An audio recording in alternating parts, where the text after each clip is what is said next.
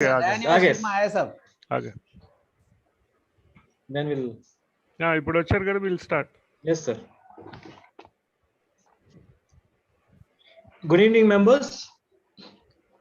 A warm welcome to the CPE meet, virtual CPE meet on the topic commonly found non-compliances, errors, Form 3CA, 3CB, 3CD, Tax Audit Report under Section 44AB of the Income Tax Act.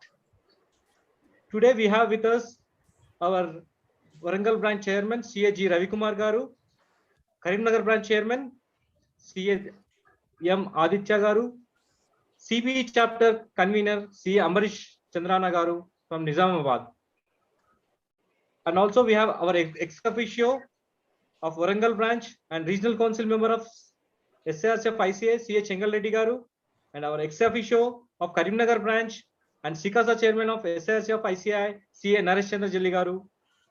And today's our guest of honor, CA Dayanima Sharma Garu, Central Council member. And today's chief guest, SIRC Chairman, CA Jalapati Garu, and also today's speaker, CA Pramod Jain Garu, Central Council member and Chairman, Taxation Audit Review Board of ICI. A warm welcome to you all. Now I request CA Aditya, Chairman of Karimnagar Branch, to give his opening remarks. Over to you, CA Aditya Garu.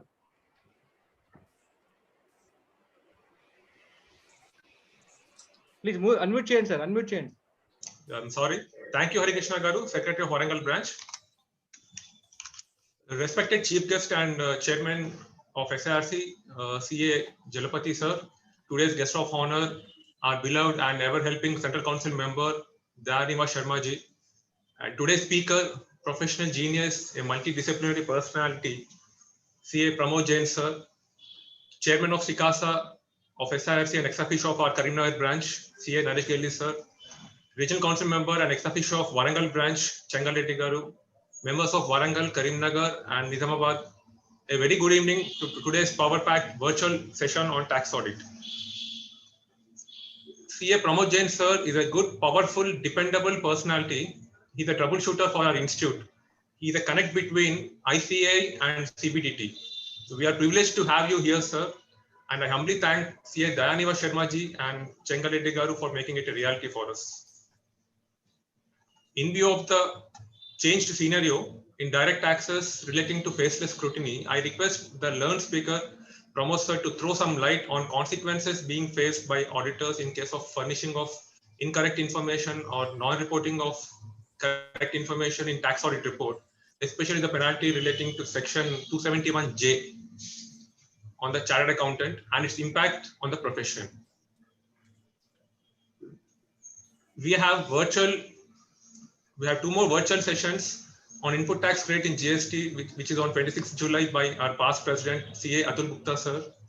And on 28th July, we are having one more session, virtual session on section 45(4) and section 9B of Income Tax Act by Dr. Girish Ahuja sir. All these renowned speakers attending to our sessions is made possible with the virtual platforms, meeting platforms, and they are a boon to us. I once again thank Dayabhai for his endeavor in arranging expert speakers and to our branches, Warangal Karimnagar branches. I urge all the participants to raise questions, ask any doubt relating to the topic, get it clarified from the learned speaker. The session can be interactive and interesting only on the active participation of the members. Thank you, and I wish you a great learning. Thank you very much. Thank you. Over to Secretary Hari Krishna Garu. Thank you, sir. Thank you, Aditya Garu. Now I request our chairman, Warangal Branch Chairman, CA G. Ravikumar Garu, to give his opening remarks on this occasion. Respected Chairman of Karimnagar Branch, Sri Aditya Mukka Garu, Nizamabad Convener, CP Convener, Sri Ambarish Garu, SIRC ex-officio member of Warangal Branch, Sri Chengal Reddy Garu, SIRC ex-officio member and Sikasa Chairman of SIRC, Sri Naresh Gelli Garu, today's guest of honor, our beloved CCM, Sri Dayanima Sharma Garu, and today's chief guest, Sri Jalapati Garu, and today's speaker, versatile speaker, Sri Pramod Jain garu. Good evening, everyone. A warm welcome to everyone. Now we are in faceless era. We know that tax audit is a big assignment to the chartered accountants. Now we are in faceless era. Earlier it was face to face. Of course, knowingly or unknowingly, we committed many errors or mistakes or non-compliances. And those things we used to explain to the assessing officer, maybe at the time of scrutiny or at the time of assessment or at the time of appeal when it was face to face. Okay, in face to face, everything was chalega, but now it is faceless era. Now it is the time for us to wake up. In faceless, we do not know who is other side. And we can say we are in very risky zone also. We are in very risky zone also. Now, nothing can be taken as granted. So therefore, today we have a great speaker, a versatile speaker. Today's speaker, not just like other speakers, he is the chairman of Taxation Audit Quality Board. So we are very lucky to have such a great speaker, such a versatile speaker today with us. I'm really very, very happy to share this screen with such a great speaker. So I request all the members of Warangal branch, Karimnagar branch and Nizamabad study circle, let us utilize this opportunity to clear all our doubts, all our questions, all our queries. I request, as Aditya Mukka said, I request you once again, whatever doubts, queries, questions, whatever you have, you please post in chat box. Our speaker will clear all those things so that we will be able to give good tax audit report. Thank you. Thank you very much. Once again, I welcome you one and all to this virtual seminar on tax audit. Over to Secretary of Warangal branch. Thank you, sir. Thank you, Ravi Kumar garu. Now I request CA Chengal Reddy garu, ex officio of Warangal branch and regional council member of ICRC of ICI, to give his remarks of speech. Over to you, sir. CA Chengal Reddy garu. Our SIRC chairman, Jalapati, who is going to join with us. Our guest of honor, respected Central Council member, CA Dainivas Sharma sir. The another guest, Central Council member, and today's speaker, so humble person and very knowledgeable, having vast experience, CA Pramod Jain sir, who is always extend a helping hand to all the branches. My colleague in Regional Council, Naresh Gelli garu, the chairman of Warangal branch, Ravi Kumar, the chairman of Karimnagar Mukka Aditya, convener Ambarish Chandranna Nizamabad, Hari Krishna secretary, Anjaneyulu Tota, the past chairmans, managing committee members of all the two branches, my dear friends, a pleasant good evening to each one of you.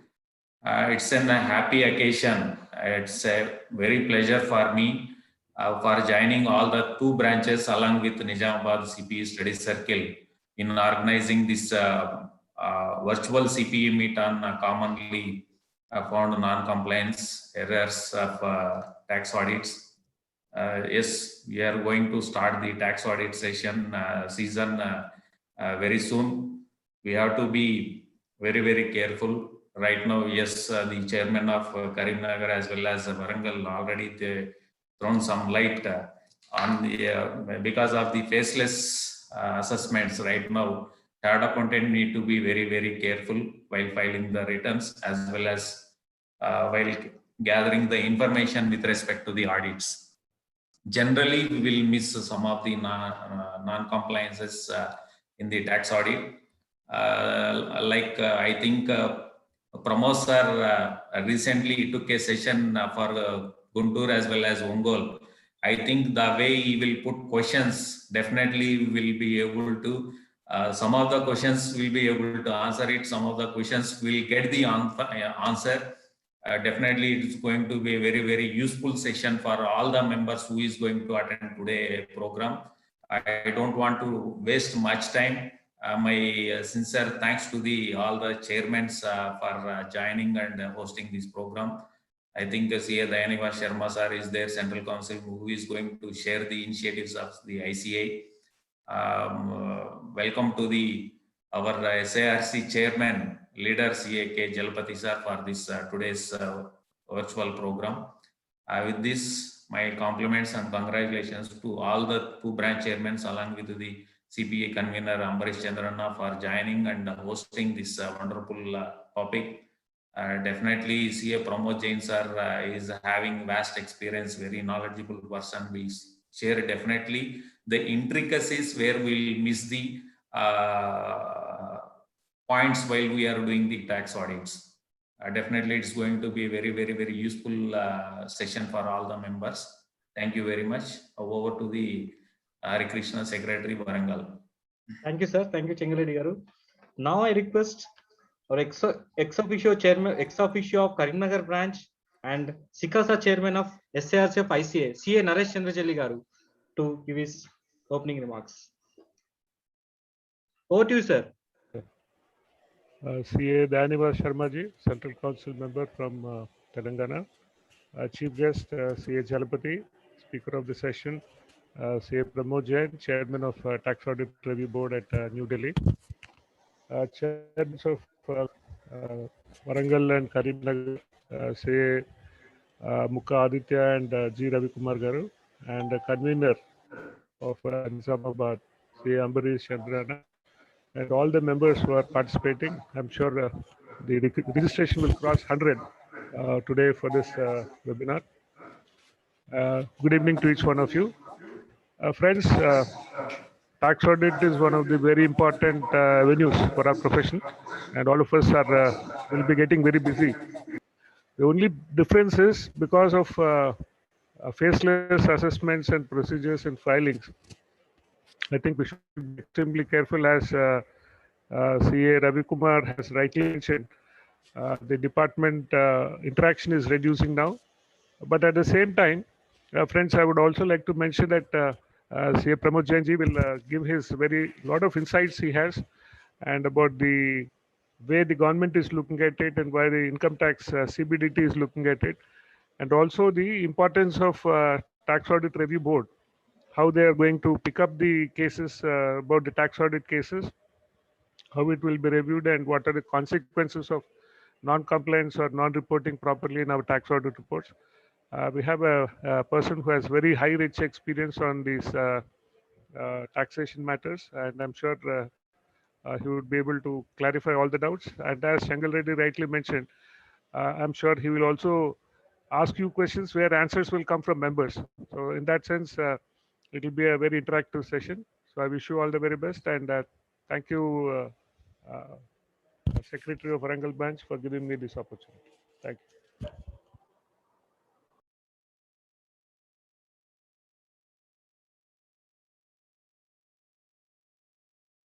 Thank you, sir.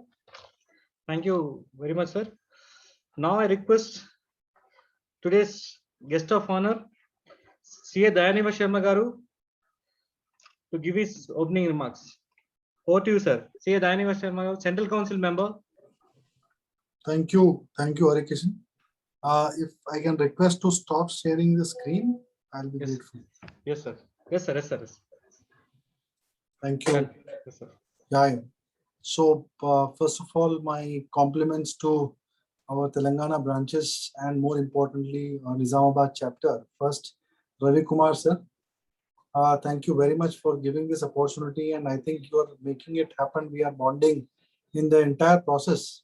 I compliment you as a senior member. You have actually, you are taking a role which otherwise was to be taken at any given point in time to connect all our 3-4 branches together. I really thank you for doing that, and ensuring that the entire team is effectively working. Compliments to you. Aditya, I think you are like elder brother to me, and you have been following up on multiple factors. Excellent work. Continue doing it. And Thank you. Amrish, now your turn to actually activate the chapter more aggressively with regards to the, ensure that the number of members also increase there, because a lot of new activities are coming up, and ensure that you also get a branch in times to come. And more importantly, furthermore, our regional council members, Naresh Giliji, who is a senior person and senior regional council member, followed with Chengal Reddy, who is again a very dear friend, who has always been a guide and support. And I'm happy to say that while I am addressing, the SIRC chairman also has joined us. Welcome, SIRC chairman, to our Telangana. Yes, sir. Welcome to the SIRC chairman. Thank you, sir. Thank you. Yeah, Thank you, Jalapati Garu. Welcome, welcome, Chairman Please Jalapati. proceed, sir. Sir, Please proceed, first sir. person. Thank you, sir. Thank you, sir. Thank you. Please proceed, sir. Sorry for. Jalapati sir, in your entire SIRC region, we are the smallest region with only 3 branches. So we are the smallest and the youngest people to call. From the state point of view, we are youngest. And from the region also, we are not like Andhra, which is more bigger, 14, 18 branches. But 3 branches are more than enough for us to run as a battalion. So we are trying to do our best. Followed with, Tamil Nadu, Karnataka, Kerala, we have many branches, but Telangana has only 3 branches. So we always work together in tandem. So you will be happy to have to come and address all of us. Welcome to you. All the past chairmen of Telangana, these 3 branches, and followed with, Pramod Bhai, thank you very much for accepting and joining us. It's a real compliment for all of us to have to listen to you directly in the smallest of the branches where we come from. And I'm happy that, the hunger to learn is there even in the youngest of the member who has come from our state. So continue coming to us and sharing your views. But the most important part, chairmen of both the branches and convener, the topic picked up is something which is unimaginable and very important in the entire process. Every time we skip out, we think that tax audit is something which we can do at any given point in time, anything. But I would like to take everyone back to 1982 and 84, when the first time tax audit was being introduced. I don't know how many of you are aware. What was the purpose of tax audit to be introduced? Anyone is aware? Right? The reason of introducing tax audit was the then finance minister specifically told in parliament that we do not have that number of assessing officers who can complete the assessments of assessees filing their income tax return. And we want Chartered Accountant Institute to be part in doing the assessment and helping the nation for filing the income tax returns. And the first level of assessment can actually happen through chartered accountants only. And that is how in tax audit was being introduced. And we have been playing a quasi-judicial power. We are acting on behalf of the government. We are not acting on behalf of any other thing. It's basically, we're not acting on behalf of.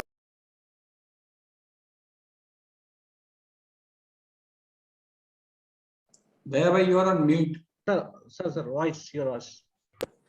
Now is it clear? Yes, sir, yes, sir. So the entire thing was on a mute or?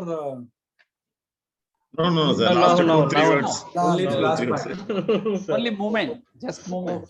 just So the most important part is when we are talking from a role which a chartered accountant has to deliver is primarily from a point of view of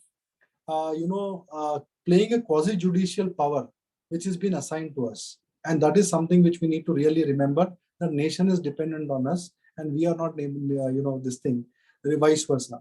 So when we were going through the entire process, Institute of Chartered Accountants of India has formed a TAQRB, which particularly talks about what are the shortcomings which are being reported by chartered accountants.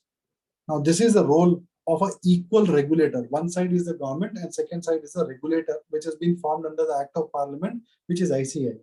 This is where the role of Chartered Accountant Institute came into play, and they just came back and told that these are the gaps which we need to really look into, and this is how we need to complete our assessments.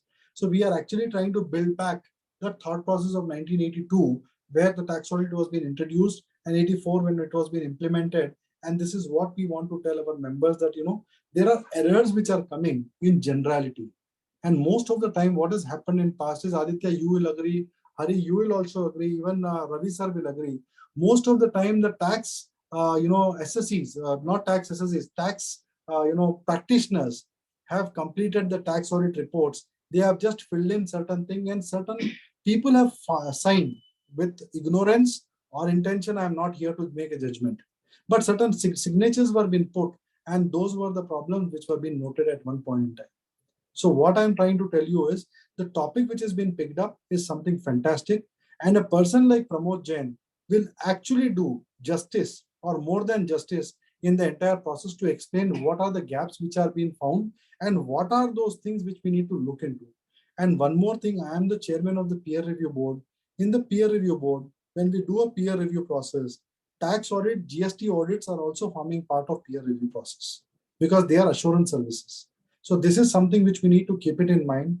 And the random picking which is being done by TAQRB is actually going a little tough. But yes, it is in the interest of the profession only. We are just trying to release the advisories to ensure that members are setting it right. So this is the background of this entire discussion what we are having. And time to come, situations are changing, and most of the information is going to be online. And so certain things will be auto-populated in the GST returns as well as income tax returns. So be specifically careful when we are doing certain assessments, or we are filing, signing any tax audit reports. So that is my message to all the people. Thank you very much for inviting me. It's a pleasure to come and talk anytime with all you people. Thank you very much. Thank you, sir. Thank you, Dhanivasam. Thank you, sir. Now I request CA Tota Anjaneyulu Garu, Secretary of Karimnagar branch, to introduce our first person from South, SARC Chairman CA Jalapati Garu. Over to you, CA Anjaneyulu Garu, Tota, to introduce the speaker, to introduce the chairman. Thank you, Harikrishna Garu. Thank you giving this such a wonderful opportunity to me to introduce our South leader, CA Jalapati Garu. It is a very good opportunity to me. CA Jalapati sir comes from a humble background of family of agriculture in Kolattur, Salem district. Qualified as a chartered accountant in May 2004, and since then practicing at Coimbatore. He has been serving to the Chartered Accountants Profession Fraternity of Coimbatore branch of the Institute of Chartered Accountants of India since 2007 in various capacities, and he was the chairman of Coimbatore branch for the year 2012 and 13. Regional Council SARC, he got elected to the South Indian Regional Council of ICI for the term 2016 to 19 and 2019 to 22 with the highest number of votes in Tamil Nadu. He was instrumental and closely coordinated with the government of Tamil Nadu for signing of Memorandum of Understanding in the year of 2018 between ICA and the government of Tamil Nadu to provide career counseling to the students of government schools, which is the first of its kind in India. He is presently the chairman of South India Regional Council of the Institute of Chartered Accountants of India. As a chairman of Career Counseling Committee of SARC of ICI, conducting in coordination with the ICI and the government of Tamil Nadu to create awareness about the CA course to the students studying in the government and government-aided schools, covering around 1 lakh students and training over 2,500 teachers. So very good initiative, sir, on behalf of ICI.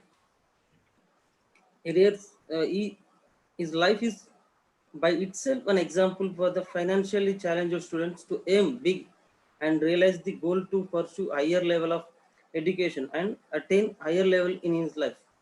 Passion to profession and mission to serve the society attribute is passion to the two-letter word CA. His mantra for everyone and especially for the aspirants to become a chartered accountants, hard work and perseverance to achieve the accomplish in his life.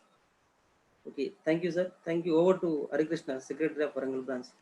Sir, thank you, Anjaneyulu Garu. Now I request SRC Chairman it's a time to this valuable speech, hearing from first time from Warangal, Karimnagar, and Nizamabad chapter. Thank you, sir. Thank you. Thank you, thank you, Over thank to you, you, sir. sir. Over to you, sir.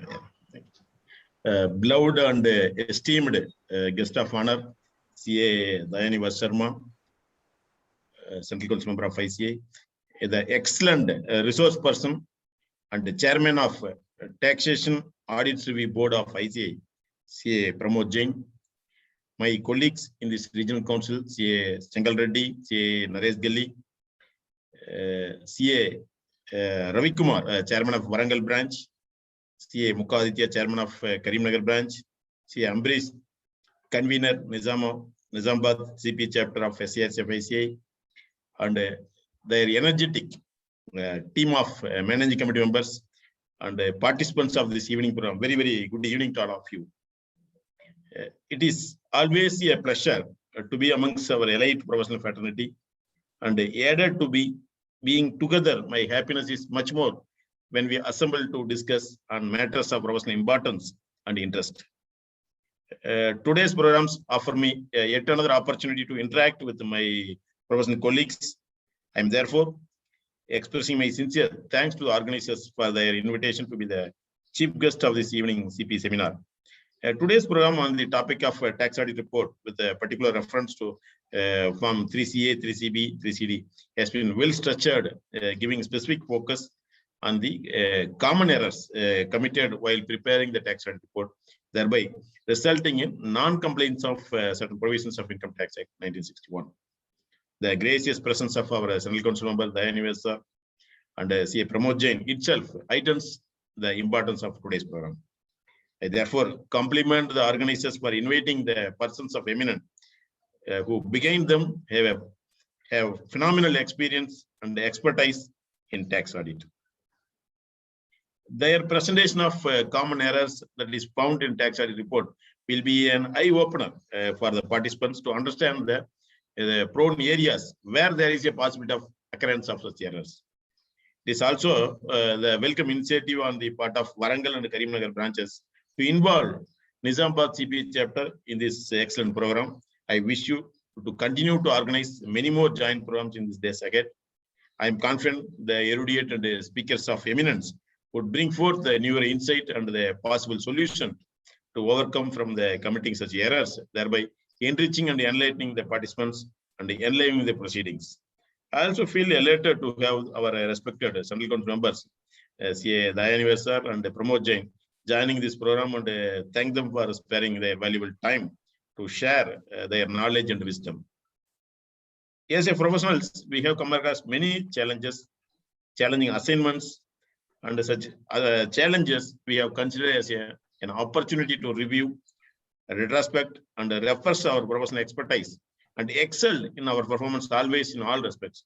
As you are aware, in the last 15 months, we are facing an unprecedented pandemic situation curtailing our activities. Yet we are overcoming this challenge and converting this situation as an opportunity to reach out to our members through virtual mode by conducting various programs and thus keeping our members active and abreast of the developments happening in our professional front. Nowadays, we are also witnessing many joint programs between the branches through this virtual mode, which has been receiving excellent response from the members. I therefore appreciate the efforts taken by CA Ravi Kumar sir and CA Mukha Aditya, chairman of the host branches, and the members of managing committee of the respective branches. I request to conduct many more programs to the benefit of members by having the expert guidance of their respective ex-officio members like Chengal Reddy sir and Naresh Gelli. I express my sincere thanks to both my colleagues in the Region Council for offering their guidance and support to this program. I also offer my best wishes to CA Ambrish, convener Nizamabad CP chapter, and other members of chapter for this participation as a co-organizer to this excellent program. With these few words, I once again convey my hearty thanks and wish the organizers to exceed the expectations of the members in offering valued service and excel in its functioning to all endeavors. Thank you so much for this great opportunity. Thank you, sir. Thank you. Thank you so much, sir. First valuable time spent with us in spite of busy schedule. Thank you, sir. Now I request CA Ambarish Garu, CP chapter Nizamabad branch, to introduce our today's renowned speaker, CA Pramod Jain Garu. Over to you, sir. CA Ambarish Garu. A very warm welcome to CA K. Jalapati, the chief guest of the program, the guest of honor, CA Jain. Today's speaker, well-known speaker, CA Pramod Jain, the ex-officio of Karimnagar branch, Sri Naresh Reddy Garu, the ex-officio for the Warangal branch, Sri Chengal Reddy Garu, Ravi Kumar sir, Aditya, chairman of the Warangal and Karimnagar branches, and all the members and participants of today's program. It is my very proud privilege to present before you today's speaker, and I feel very, very lucky to be given this opportunity to share the stage with him and to present before you, all of you. As everyone has told before, this section 44AB, the tax audit provisions, are very important for our profession, and it is our privilege to have such a well-known speaker and the chairman of the Taxation Audit Quality Review Board for the year 21-22 with us. So I like to introduce today's speaker. He is a commerce graduate from Sri Ram College of Commerce, and he's a fellow member of all the three most prestigious professional institutes, the ICAI, the ICSI, the ICMAI. He's also a Bachelor of Law, and he has qualified many post-qualification courses of the institute. He's a qualified ISA, the Information Systems Auditor, and he has done many PQCs of the institute and other regulators as well. He is an insolvency professional as well, and at present he is a Central Council member, and apart from that, he is member and office bearer of more than 25 committees and directorates of Institute of Chartered Accountants of India. So when I was going through the profile, I was feeling like it's really a privilege to welcome someone like him. And he's the chairman of the Taxation Audit Quality Review Board for 21-22 and many other such committees. He is a conceptualizer of the portal www.expertspanel.in, which is a one-stop solution for professional queries, and has given nearly 28,000 answers to the questions or the queries of the professionals. He has delivered more than 1,300 lectures and written articles on various topics at more than 200 forums across the country. He is a senior partner of Lunawat and Company and has contributed many articles and authored many books on taxation, company law, audit, and many more such topics of importance. He has vast experience in all the important aspects of the profession. So I can also say for him that he is professional impersonalized. So I welcome CA Pramod Jain to this meeting, and we all will definitely get some knowledge. We'll get some knowledge from him. Thank you, sir. Thanks, and a very warm welcome to you. Over to CA Hari Krishna. Thank you, Ambarish Garu, Ambarish Chandrana, CB chapter chair, convener, Nizamabad branch. Now it's the time for the renowned speaker, CA Pramod Jain Garu, the chairman of Taxation Audit Review Board, ICI. Now I welcome, over to you, sir. Now I welcome CA Pramod Jain Garu. Over to you, sir. Thank you very much, Hari Krishna ji. Yes, sir. And thanks, Ambarish ji, for the very kind introduction. CA, the chairman of SIRC, Jalpati sir, K. Jalpati ji. The SIRC members, Chengal Reddy ji, Naresh Gelly ji.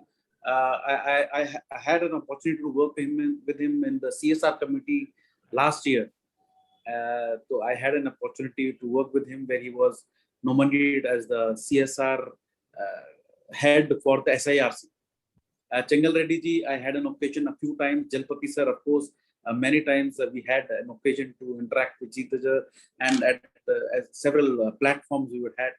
And all the three, the two chairmen and the convener of the Warangal branch, Ravi Kumar ji, Aditya Mukherjee and Ambarish ji, two chairmen of the branches, Warangal, Karimnagar and Nizamabad, the CP Study Circle. all the managing committee members and all the participants, and my very, very dear friend, CA Dayaneva Sharma. And in fact, I would really like to thank you all for sending such a good friend to the Central Council, because unless you had sent him to the council, I would have not met him. It is a very frank, and we both are the first timers. We both are the first timers into this council. We both are having in the first term. This is our third year. 2 years, yes, it was literally virtual due to the pandemic. So we had less occasion to meet, but still online, virtually, physically, we had several occasions to meet, and the bond which we share is really par excellence. Just to though you all must be knowing your own Central Council member, but yes, he is currently the chairman of the peer review board, which he talked about. He is also the convener of the members and students section, which is taking care of all the issues related to members, students, the SSP portal. All he is taking care. He is the head thereof. And I've seen that any member, any student is having any issue, you just call to him. He's always ready to help at a click of a second, I would say. He's also the vice chairman of the Digital Assurance Audit and Assurance Board, and FRRB also he's the vice chairman. And more importantly, apart from all this is one of the very, I would say, very, very important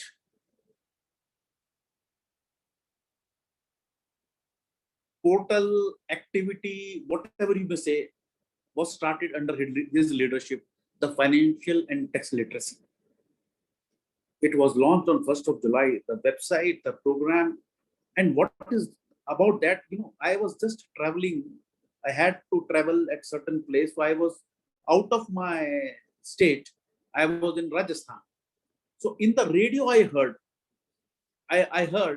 that the advertisement of the financial and tax literacy of our ICI.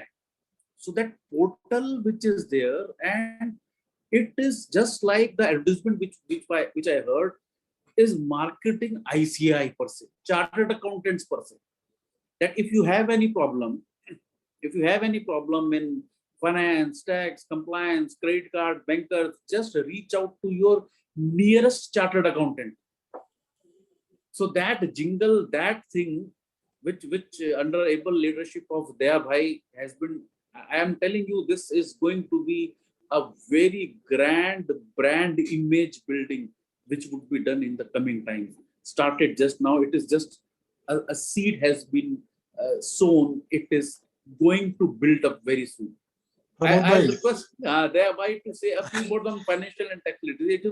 I really enjoyed that, hearing on a radio. So, chairmans, I would request you, this is the first release I am doing. I have not done it till now. I would like to make you all people listen something which is going to be the biggest brand image of ICI in the public's interest. Okay. Yes. Tax finance saksharada munetadana sahayachadana. Thank you ICAI. Odavil enikkum thank you ICAI for tax and finance literacy drive. Final ga funders of tax and finance ippudu naku clear ga undi. ICAI's tax and finance drive lo participate chesina taruvata chaala mandi housewives, employees, doctors, students, entrepreneurs, farmers and people from investing గురించి నేర్చుకుంటున్నారు. మీరు కూడా participate చేయడం వల్ల నిపుణులైన chartered accountants నుండి finance and tax guidance నేర్చుకోవడంతో మీరు కూడా స్వావలంబన పొందుతారు. విద్యా జ్ఞాన్స్ ICAI's initiative. Visit ICAI.org. Thank you ICAI. I hope you understood where we are working towards. 6 languages. 9 languages. 10 great. 10 languages. You can convert, and then app is going, the mobile app is going to be there. I suppose it is already there or going to be there. So a huge work, huge brand building of ICI. For it is not that we are talking about others, but advocates, part-time accountants and others. If they have any problem, others, they come to chartered accountant. We are ready to help. So a true partner in nation building, that process has been started, and Daya Bhai is the leader of that. So great Daya Bhai doing a human job, and I thanks, because you were also able to do it because of all the people who are there. So all the members, thank you for sending such a person to the council. Thanks a lot. Friends, going straight forward to the topic now. You know, the topic, of course, I would say the commonly found errors in the tax audit, the overview of tax audit, the practical aspects of tax audit. So let us try and understand from a perspective of basically what thereby said that yes, in 84 it started with what was the purpose. The basic purpose was to assist assessing officer, to assist an assessing officer so that he can assess the income, taking the help of the chartered accountants who would do the preliminary work of helping in the assessment in doing the tax audit, taking out the certain points. So that was first point in 1984 when it started. Now there are various other certificates. Everything is a tax audit. So we today would be talking purely and purely about one of the tax audit, that is the tax audit, the audit under section 44AB. We'll be talking only about that. So I am sharing a presentation, and of course, as many of our friends have stated that I ask questions. Yes, I'll be asking questions. I'll request you to please answer that in the chat box. If you have any question, please put that in the chat box. Please don't hesitate. Any question which you have, just put that on the chat box so that whenever I'm going to see that, I'll see that and try to respond back to that. Whatever time we have, if we are able to resolve even few issues, that would be really very, very helpful in our day-to-day practice, because what we are talking about is our bread and butter. Bread and butter, the tax audits. So I'm just sharing my screen.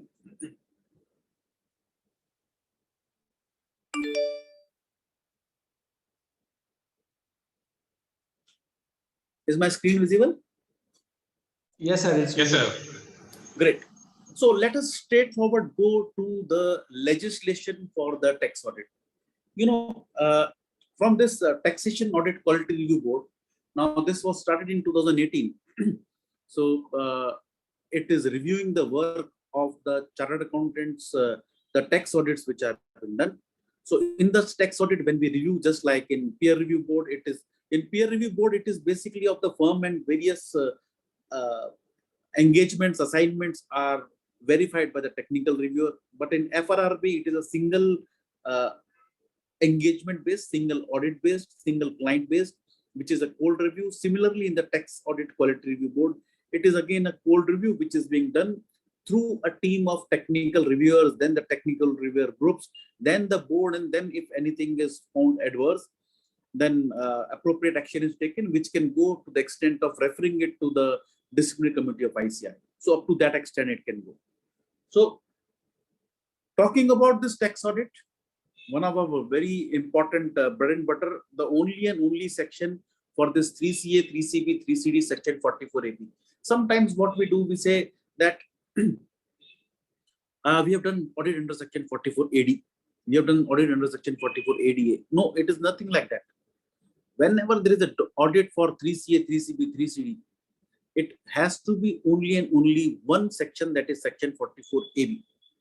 And if an SSC is liable to get his account audited under section 44AB, then he'll have to see what is the format of issuing of reports, which is contained in Rule 6G, which prescribes these forms, Form 3CA, 3CB, and annexure to these two forms, which is Form 3CD.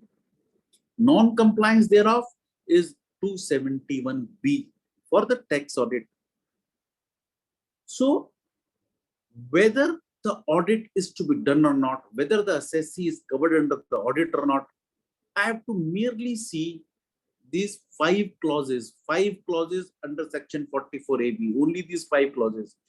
Don't leave anything on the assumptions. It must be like that, it should be like that, whatever it may be. Whenever in doubt, just see that where an assessee is covered, under which clause that assessee is covered. So these 5 clauses, of course, the first one, that in case of a business if its sales, turnover or gross receipts exceeds rupees 1 crore. For the last year, it was 5 crore. For assessment year 21-22, it is 10 crores. We'll be discussing the difference between 1 crore and 10 crore. In that case, the audit of the assessee would be under section 44 ABA. In case the assessee is having a gross receipt from profession and it exceeds rupees 50 lakhs, then the audit would be due to section 44 ABB. In case the assessee is having a business income which is covered in the nature of section 44 AE, 44 BB or 44 BBB, and the income which is declared is less than the deemed profit, because these are presumptive based in sections. So in the case of presumptive based sections, if the income is declared less than the presumptive percentage told there or amount told there, then you have to get it done under section 44 ABC. For example, 44 AE, this is for my goods carriage vehicle, not passenger, only goods carriage vehicle. And that is divided into two parts. One is for other than the heavy goods carriage vehicle and the heavy goods carriage vehicle. The difference is between the gross vehicle weight of 12 metric ton and above. So if it is below 12 metric ton, the gross vehicle weight of the vehicle, in that case, the deeming income is 7,500 rupees per month per truck. In case it is more than 12 metric ton, in that case, the 12,000 metric ton, in that case, the presumptive income is 1,000 rupees per metric ton per month per truck. So in case a truck is having a gross vehicle weight of 50 metric ton, so in that case, the income per month deemed is 50,000 rupees per month per truck. So if a person declares less than that, then he'll have to get his books audited under section 44 ABC. In case of a specified profession which is covered under 44 ADA, and where the gross receipt is less than 50 lakhs, above 50 lakhs, B is there. But if it is less than 50 lakhs and the profit which the assessee is declaring is less than 50% and his total income is exceeding the maximum amount not chargeable to tax, in that case, the audit would be due to section 44 ABD. And of course, 44 ABE, E contains where the assessee is having business income which is covered under 44 AD4 and the total income is exceeding the maximum amount not chargeable to tax. One of the questions which I have received over the years is, what is this maximum amount not chargeable to tax? Some people say that, okay, up to 5 lakh there is no tax, so 5 lakhs is the maximum amount not chargeable to tax, which is not correct. In the case of individual and HUF, the amount that is maximum amount, minimum amount not chargeable to tax, maximum amount not chargeable to tax is 2,50,000 for an individual and HUF. In case of senior citizen, it is 3 lakhs, and very senior citizen, it is 5 lakhs. Suppose it could vary if you are going for the different tax structure, which is under 115 BAD. In that case, of course, it would remain 2,50,000 only. The important thing out to note here is that these three clauses C, D, and E. In D and E and C, there is a difference, because in C there is only one condition, that if the profit is declared less than the deemed profits, you get it audited. But in D and E, two conditions have to be met. First, the profit is less than the deemed profits, or it is covered under section 4484. And second is that the total income should exceed the maximum amount not chargeable to tax. Suppose there is a individual whose profit is declared, a chartered accountant whose deemed profit, he has got 10 lakh rupees of gross income, but his total income is only 2 lakh rupees. In this case, total income is the return which is filing. In that case, there would be no audit under section 44A. Right? And if an assessee is covered in any of these 5 items, then he would have to get his accounts audited, and the report has to be issued as per Rule 6G, which prescribes Form 3CA or 3CB. Now, my first question out here, that in which case I have to issue Form 3CA? In which case I have to issue Form 3CA?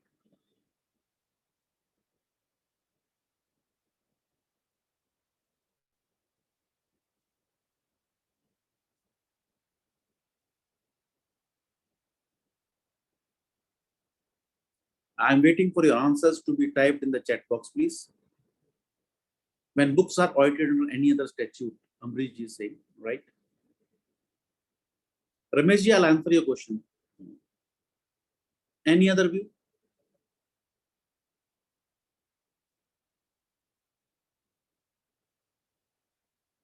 Chiranjeevi, Anil Reddy ji is also saying required, but any other statute. Okay, okay, same. Ramesh ji also says same. So my second question on for example, there is a company ABC Private Limited, which was incorporated on say 1st of February 2021, and in the 2 months his turnover, the company's turnover is 15 crores. So the tax audit is required of this private limited company. So you will issue 3CA or 3CB.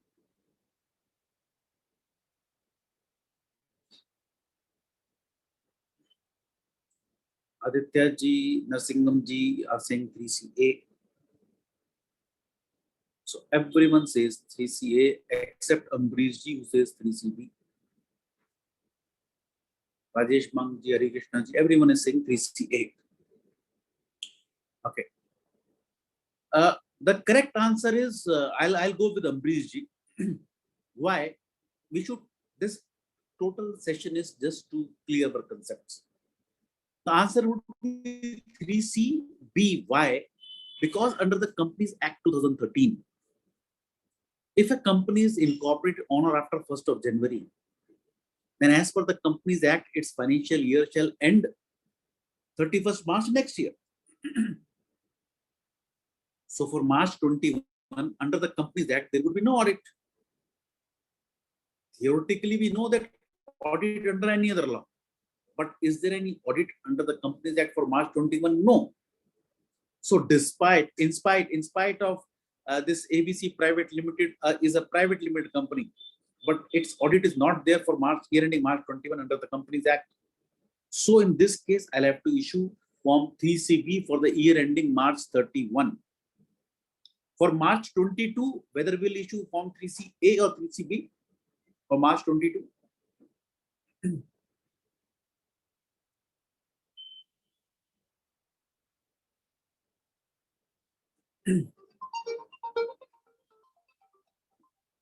Just 1 second.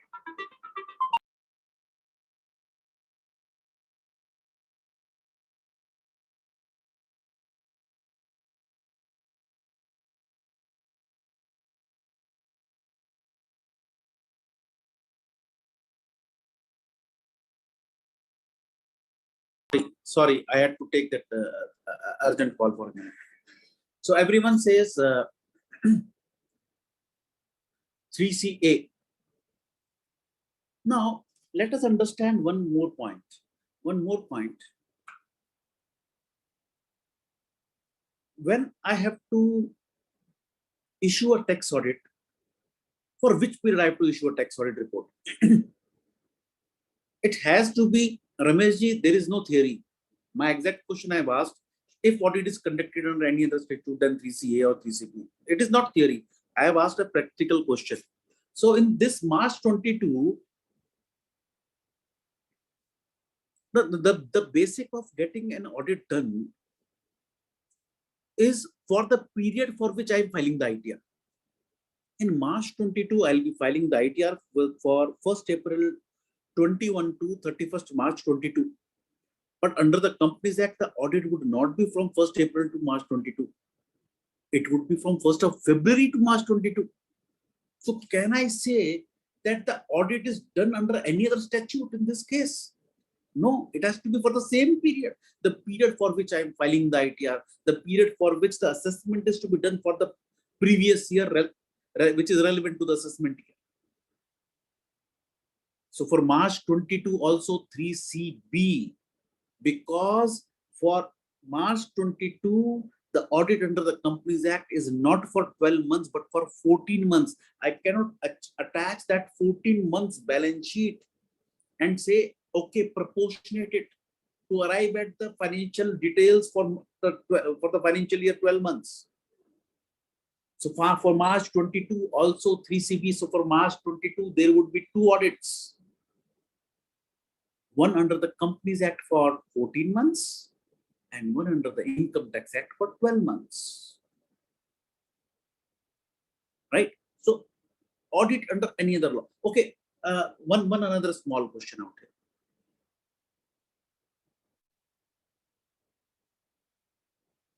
Is the form 3CB allowed if the PAN contains company? Yes. Yes, Chiranjeeviji, yes. There is no issue. 3CA, 3CB, there is no issue at all. Sir, just understand one thing. Earlier, there were companies which were having different financial year. Currently, also a company can have a different financial year if they take the approval of the regional director, because they have to get it consolidated with their parent company abroad. So approval can be there. So a company still can have a different financial year. So is that 12 months audited under any other law? No. April to March in those cases also. It is all allowed, sir. No issues. 3CB, 3CA, they are not restricting. In fact, in one of the cases where the company was regular, in the TAQRB, you observed that the auditor has issued a wrong. It issued 3CB. We don't understand the difference between 3CA, 3CB. We should understand that. Okay, in the case of company, so my another question out here. There is an limited liability partnership, LLP, and it has to get its accounts audited, and it has to be a tax audit. It has to get its tax audit done. So in the case of LLP, whether 3CA would be issued or 3CB, limited liability partnership, 3CA or 3CB.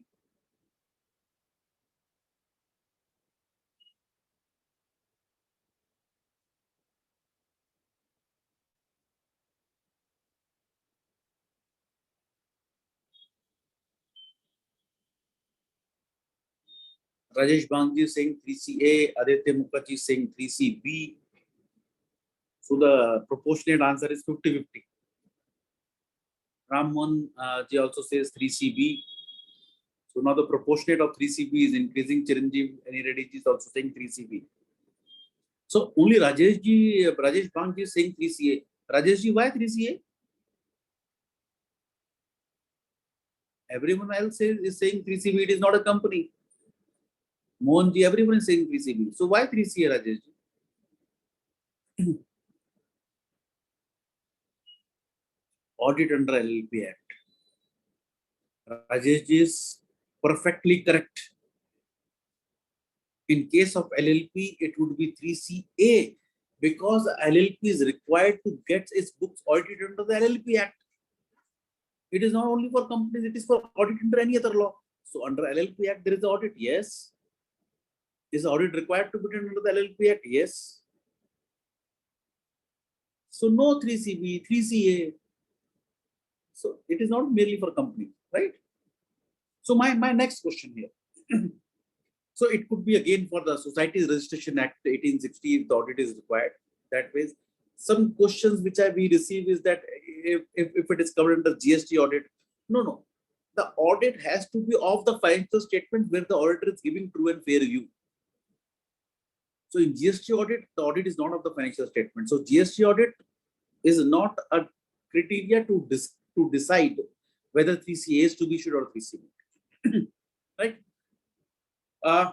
We said that in the LLP, I have to issue 3CA. So there is an audit under LLP Act. My next question is, in the case of this LLP, where the audit is done under the LLP Act, what is the format of the audit report which I have to issue?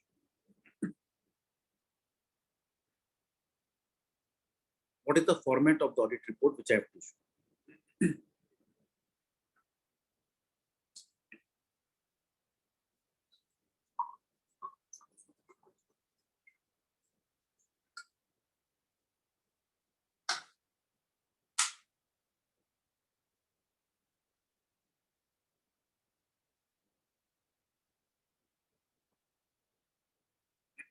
waiting for your answers, please. No standard format, not prescribed. So you will not issue a report. What will you issue? Let us understand that only a chartered accountant in practice can audit a financial statement and issue a report. No one else. A company secretary, a cost accountant, an MBA or IITN, no one else. Only a chartered accountant, that too in practice, under any regulation. And that chartered accountant cannot say that I can only do this work, but I don't know what. I have got a monopoly to do this, but I don't know what. How can you say that? You cannot say that.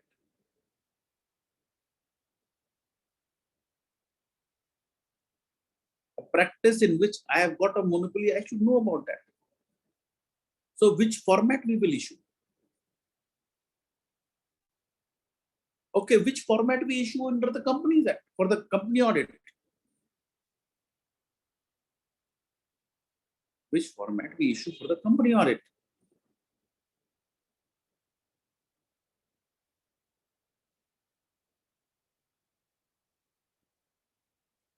Schedule 3.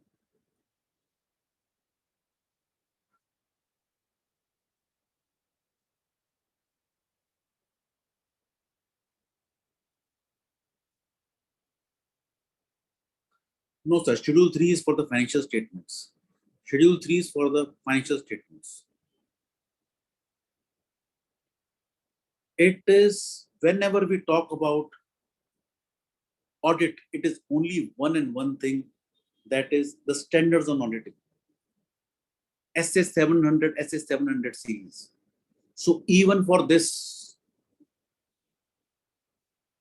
it has to be SS 700, 705, 706.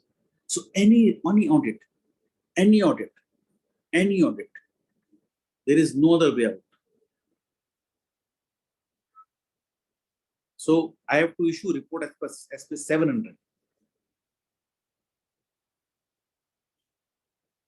Right? So my concept up to this portion is clear, that when I have to issue Form 3CA, when I have to issue Form 3CB,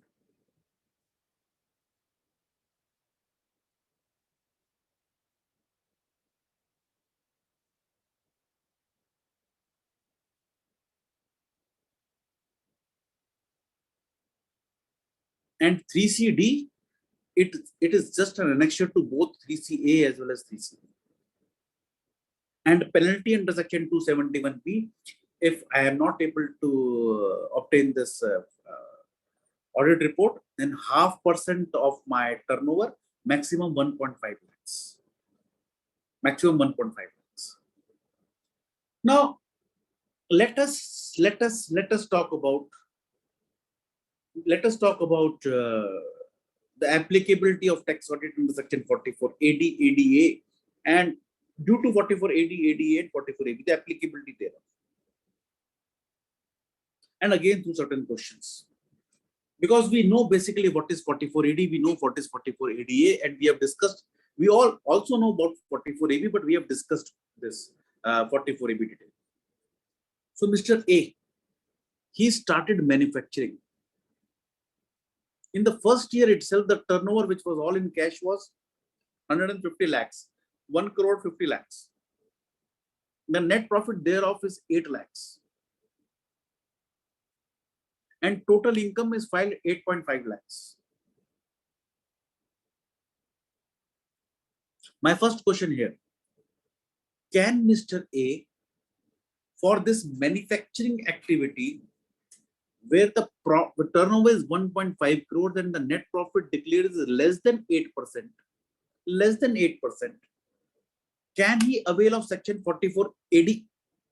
Can he avail of section 44 AD?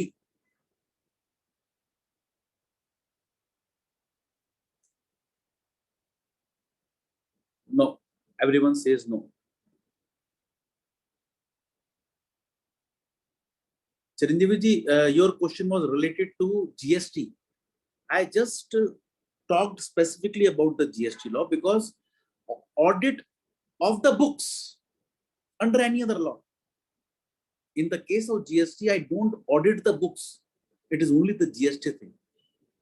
So in that case, it will not be considered as audit under any other law, right? So Kumar Arjuji is saying yes. Sir, in case a person is declaring less than 8% profit, how can he avail of 44 AD? He cannot. Right? He cannot.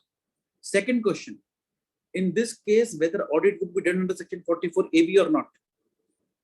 Whether audit would be done under 44 AB or not?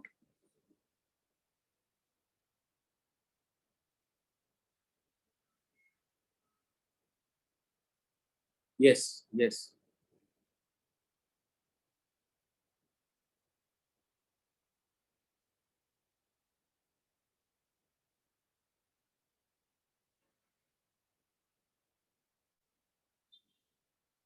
So let us see the answers.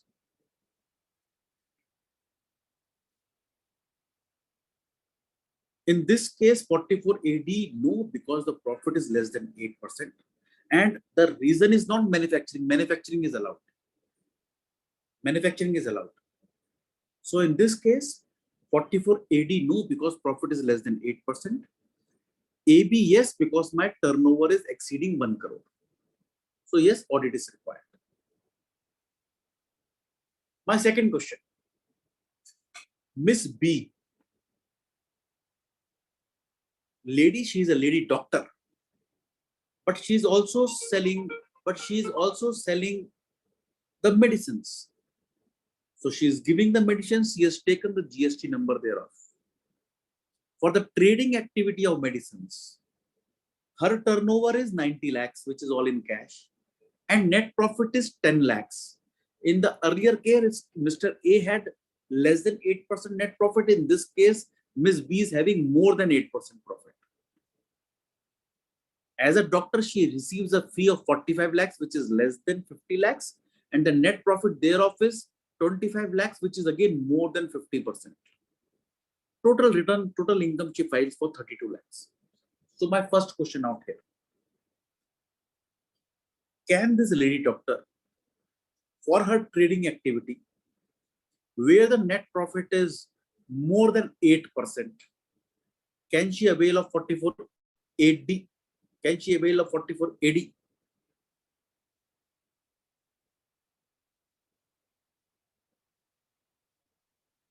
Upichanji says no. Karpuriji says yes. Raviji, Kaviji also says yes. Hari Krishna ji, Rasayanji says no. Chiranjeevi ji is also saying no. Okay, so different views are there, and I appreciate the different views. Second question, for this professional activity, professional receipts where her profit is her profit is more than 50%, can she avail of 44 ADA? Can she avail of 44 ADA?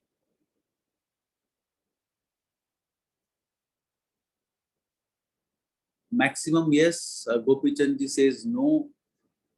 Okay. Majority is yes.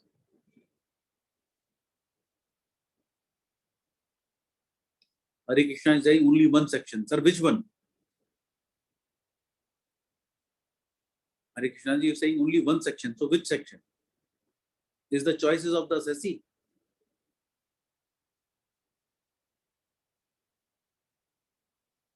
Chiranjeevi says no because combined exceed 1, 2. So my next question, what Chiranjeevi sir says, our trading activity, the turnover is 90 lakh, gross received from profession is 45 lakhs, total exceeds 1 crore. So would there be audit under section 44 AB?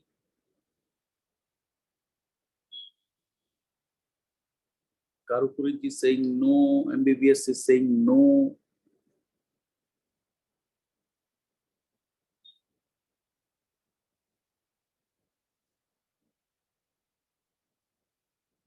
Any other view?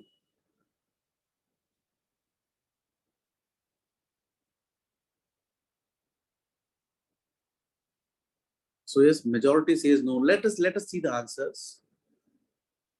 Many of us are correct, but let us see the reasons.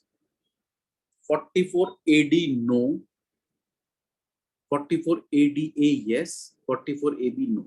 Why? 44 AD no, because section 44 AD itself says that in case an assessee is having a professional income, then that assessee is not allowed to have 44 AD. Assessee is not allowed to avail of section 44 AD. But there is no such restriction under 44 ADA. It says yes, allowed. 44 ADA, yes, no restriction. 44 AB, no, because it doesn't fall into any of these categories. A, B, C, D, E. I cannot club this A, B, C, D, E. I have to fall in any one of the clauses. Does my turnover from the business exceed 1 crore? No. From my profession exceed 50 lakhs? No. C, D, E, no. So no audit. I have to have at least crossing those limits. I have to get covered into any of these 5 clauses to get myself audited. Otherwise, it is not required. Not required. Third question. Miss C, she also started her business. Say she started her business trading in cloth. So her turnover all in cash in the first year was 80 lakhs. So net profit is 4 lakhs. Total return, total income, she files for 3 lakhs. So here her profit is less than 8%. So again, my first question, can this lady, where the profit is less than 8%, can she avail of 4480? Can she avail of 4480? Kaviji, Aditya ji, Srinivas ji, MBBS, everyone says, Ambrish ji says no. Second question, would there be audit under section 44 AB in this case? As the profit is less than 8%, Narsimhan ji says yes, Kaviji says yes. Karupuri ji, MBBS says no. Aditya ji, Rajesh ji, Rasagina ji, everyone says yes. Chiranjeevi says no. So yes, again, different views are there. So difference of opinion is there, which is always appreciated. Now let us see the answers. 44 AD no, 44 AB no. Why? Why? 44 AD no, everyone was correct that yes, dot on the point, because the profit is declared less than 8%. So no 44 AD. 44 AB no, because I have to get covered under any of these 5 clauses, A, B, C, D, E. A, of course, it is not exceeding 1 crore. B, it is not a profession. C, it is not 44 A. D, it is not 44 ADA. The question comes on 44 A, B, E, which says, which we have seen in the last slide, that 2 conditions are to be set. First, that it should be covered under 44 AD, 44 AD4, plus total income should exceed 2.5 lakhs. So this condition is meeting because my total income is 3 lakhs. But this condition 44 AD4, I have to see what does this section 44 AD4 says. This section 44 AD4 says that in case the assessee has earlier availed of 44 AD, and then it does not avail, then 44 AD4 triggers, and this change is there since assessment year 2017-18. Earlier it was not there. So did Miss C avail of 44 AD earlier? No. So 44 AD4 is not triggered. So no audit. I have to fall under any of these 5 clauses, then only I'll do the audit now. Right? So no audit. And last case to understand this, Mr. D, who is trading, say is trading into yarn, and his turnover, which is all in cash, is 95 lakhs. He also earns commission there from, which is 6 lakhs. So net profit is 15 lakhs. So for the trading activity, his profit is more than 8%. So my first question out here, can Mr. D for this trading activity where the profit is more than 8% avail of 4480? Can he avail of 4480?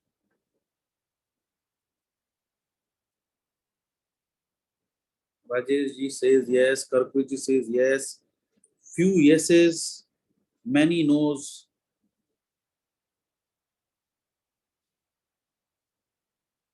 Many says yes. Okay. Second question, would there be audit under 44AB in this case?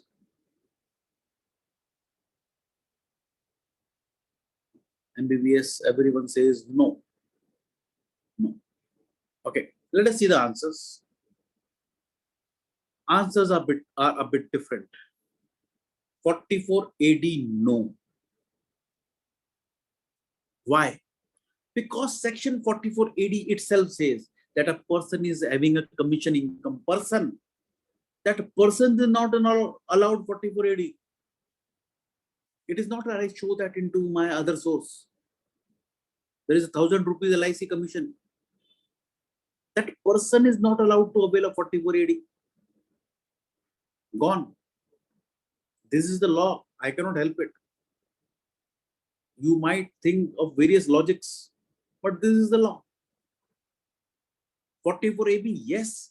Why? Because my gross receipt exceeds 1 crore. Na? 95 plus 6, 1.01 crore. Exceeding 1 crore.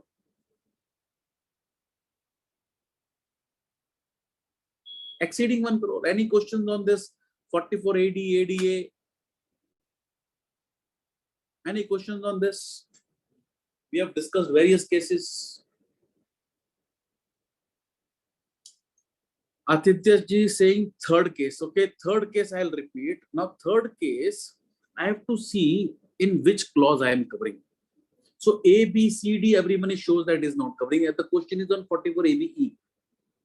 44ABE, we talked about two conditions are to be met. First, that it should be under 44AD4 plus my total income should be more than 2,50,000. This is being met because my income is 3 lakhs. Second, for being covered under 44AD4, read 44AD4. It says if the assessee has availed of 44AD in earlier years, I have never availed of 44AD. So 44AD4 doesn't trigger. So 44AD4 doesn't trigger. 44ABE doesn't trigger. So no audit. I have to do audit only when I'm covered under any of these 5 clauses. Na? So I am not covered there. So no audit required. Chiranjeevi sir says that in second case and fourth case, turnover combined, it exceeds 1 crore. Chiranjeevi, we have to be very careful in understanding. Let us read A, B, C, D, E. The problem is A and B. A says, in case of business, my turnover gross receipt exceeds 1 crore. In second case, my turnover from the business did not exceed 1 crore from the business. Second case, my turnover from the business was 95 lakhs plus commission, which is a gross receipt. So sales turnover gross receipt, it exceeded 1 crore. So in fourth case, 44ABA triggers. In second case, A, business income. Second is profession. I cannot merge these two. It has to be only business. Profession I cannot include in business out there. Hence, it doesn't exceed 1 crore. Amrish sir question, if any other income not credited to PL, then can it fall under 44AD? Any other income not credited to PL, it would depend upon the assessee's total ITR. ITR, 44AD is for business income. Once we go for 44AD, then for next 5 years, we have to file under 44AD only. If not complied, then the consequences. Yes, very rightly said. If once I go for 44AD, then I have to avail it for next 5 years. Suppose in the second year I don't avail, then for next 5 years I cannot avail. Then I cannot avail. And audit is required. Amrish, that is what I'm saying. Commission income is not credited to PL. but you will be showing in your ITR, na, assessee is having a commission income. So assessee is out. Assessee is out. It is not about his business income. Right? Let us talk about the essentials of 44AD in one slide. Who can avail of 44AD? You know, I receive sometimes various questions.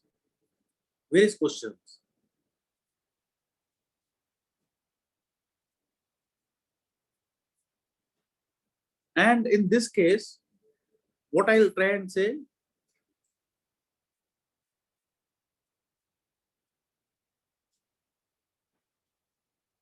that the person should be an eligible assessee. The person should be an eligible assessee. Who is an eligible assessee?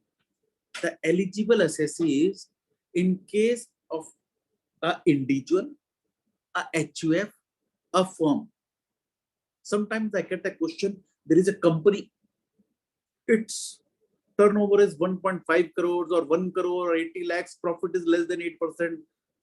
Whether there would be audit or not, no, 44AD is not applicable to it. Na? 44AD is applicable only to individual HUF of firm and not even the LLP. First condition.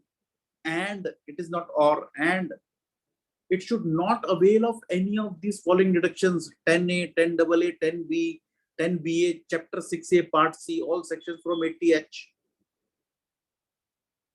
So the eligible assessee, if he is doing eligible business, what is eligible business? Eligible business is any business except 44AE.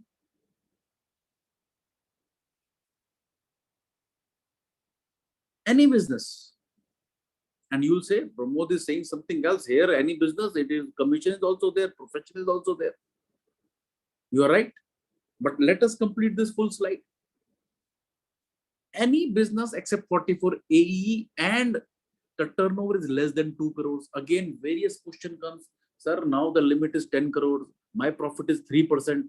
Though my cash portion of receipt payment is less than 5%, would there be audit or not? You know, 44 AD is restricted up to 2 crores and only on individual HUF and partnership firms. No one else. So the eligible assessee should be doing the eligible business. Only they can avail of 44 AD. They can avail of 44 AD. But who cannot avail of 44 AD? This section is not applicable to a person carrying profession under section 44AA1. Commission or brokerage income, commission or brokerage business. This section is not applicable. Agency business, not applicable. Not applicable. Section is not applicable. Leave aside eligible assessee, eligible. He is an eligible assessee doing eligible business, but the section is not applicable to that person itself. Right? So I have to read the whole section 44 AD. And of course, the percentage is 6% or 8%. And everyone says that if I make a sales and I don't receive cash, everything is through checks, drafts, or electronic mode, then it is 6%. But please don't forget one of the very, very important point which sometimes we miss, that it would be only if my debtors are realized by the due date under section 139(1). If the debtors are not realized up to section 139(1), my limit remains 8%, not 6%. Another question which is always asked is, I will not say bank account, it is fund flow. That I have deposited in my books, in my bank, my cash, 20 lakh rupees. My turnover is say 1 crore. In bank, I have deposited 20 lakhs. Let me declare 8%, na? 8%, 8 lakh rupees. No, not allowed. If you see, let us take an example of that a person is a tutor, he is teaching. Forget this section 44 AD. So he gets a total gross receipts of 1 crore. He deposits the whole 1 crore in his bank. And you are of the belief, some of you or a few of you who says, okay, go for 4480, deposit tax on 8 lakhs. So 92 lakhs your capital is generated without paying any tax. Is it possible? Is it possible? Is it logical? No. So what does the section say? The section says whatever you have declared, it shall be deemed to be the business, to be the profit. So if you have declared 8 lakhs, you cannot increase it. What you have declared, he says, okay, you are saying from your this business, 8 lakhs is your profit. Very fine. So what about this 92? This is not your business profit. So this taxable under section 69A, read with 115 BBE, 78% tax. So take care. Right? Now let us talk about 44 ADA also. First of all, up to assessment year 2021, it was allowed to all. It was allowed to all, but now from assessment year 21-22, it has been restricted on the lines of 44 AD that only an individual HUF firm excluding LLP was allowed. This was in the finance bill, but when the final finance act came, they realized that HUF cannot do profession. So HUF is not allowed. Now only individual and firm can do, not an LLP. LLP cannot avail of 44 ADA. What is the reason? Why LLP? Because LLP was formed purely for the purpose of profession initially only. Na? But the memorandum to this bill says that because under the LLP Act, books are required to be maintained mandatory. Hence, an LLP cannot avail of 44 ADA. So this is the reason given. This is the reason given.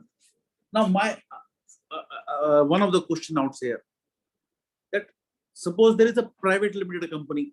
A private limited company. Can a private limited company who is required to maintain books of accounts and whose books are audited, can it avail of presumptive taxation?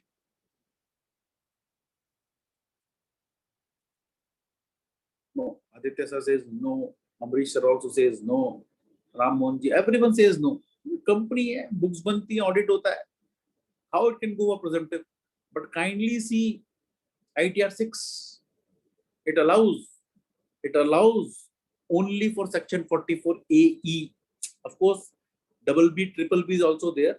But AE, so if your company is having less than 10 trucks, it is mandatorily required to avail of 44 AE. If it doesn't, then there is an audit. So a company whose books are maintained and audited, it has to mandatorily go for presumptive taxation. But LLP is not. Also, reasoning I don't understand. Reasoning I don't understand. Whatever they have done. Right? Now, many of our chartered accountant friends have converted their partnership firm into LLP. So what is the impact thereof? Of this LLP being not allowed 44 ADA. So see this CA firm, CA LLP I would say. A and B, A LLP, B LLP, both are CAs for LLPs. So their gross receipt was say 40 lakhs each. Expenditures, A said, I don't have full details. My fund flow states 20 lakh rupees is spended. So I'll go for 44 ADA. B says, I have got detail of all the expenditures. My expenditure is too high. My profit is 10 lakhs. I won't go for 44 ADA. Then you say, okay, get yourself audited under section 44 A, B, D. So this was the case. Now what happens? LLP is there. So 44 ADA is not applicable. So A says, oh, I'm in a problem. I have to now I have to see that all vouchers, etc. are there for 20 lakhs. BLBC is very happy. It says I have got total expenditure of 30 lakhs, only 10 lakhs, no audit. So someone is happy, someone is not happy. So this is the change which is done 44. Now, there is one another very important point out here. We think that if it is a profession, so every profession is covered under 44 ADA. No, it is not so. Only the professions which are given under section 44 AA1, read with rule 6F, they can avail of what they have to avail of. 44 ADA was can, which is optional. 44 ADA is mandatory. Should be engaged in the profession. Should be engaged in the profession as per 44 AA1, read with rule 6F. And of course, gross should be less than 50 lakhs, deemed profit should be 50% or more, and of course, the funds flow I have to see. What is this 44 ADA? Who can avail it? It is section 44 AA1, read with the rule 6F, which are accountancy, architect, authorized representative, company secretary, engineer, film artist, actor, cameraman, editor, interior decoration, legal, medical, technical consultancy, and information technology. Only these as of now. It is not that if I had TDS directed into section 194J, everything is profession. No, no one else. Just think the problem is in technical consultancy, information technology, which I might have missed. These we all know. Kindly see, information technology, the person is creating software, mobile apps, websites, information technology. Interior decoration, accountancy. Accountancy, another one thing, cost accountant, chartered accountant, part-time accountant. It is not upon the professional degree, but my nature of services. I am a chartered accountant and I am running a grocery store. I'll not be covered into this profession 44 ADA. Right? Because you see, if you say professional degree is required, what about these film artist, cameraman, editor? Do they require any professional degree? No. Interior decoration? No. But they are stated to be the profession which are specified. So don't go with the degree, but the nature of service. Right? Any questions up to this point, please? Any questions up to this point, please?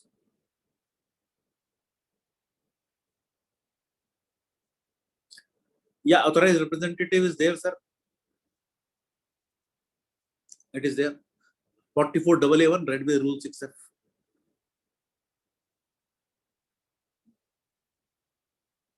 It is there.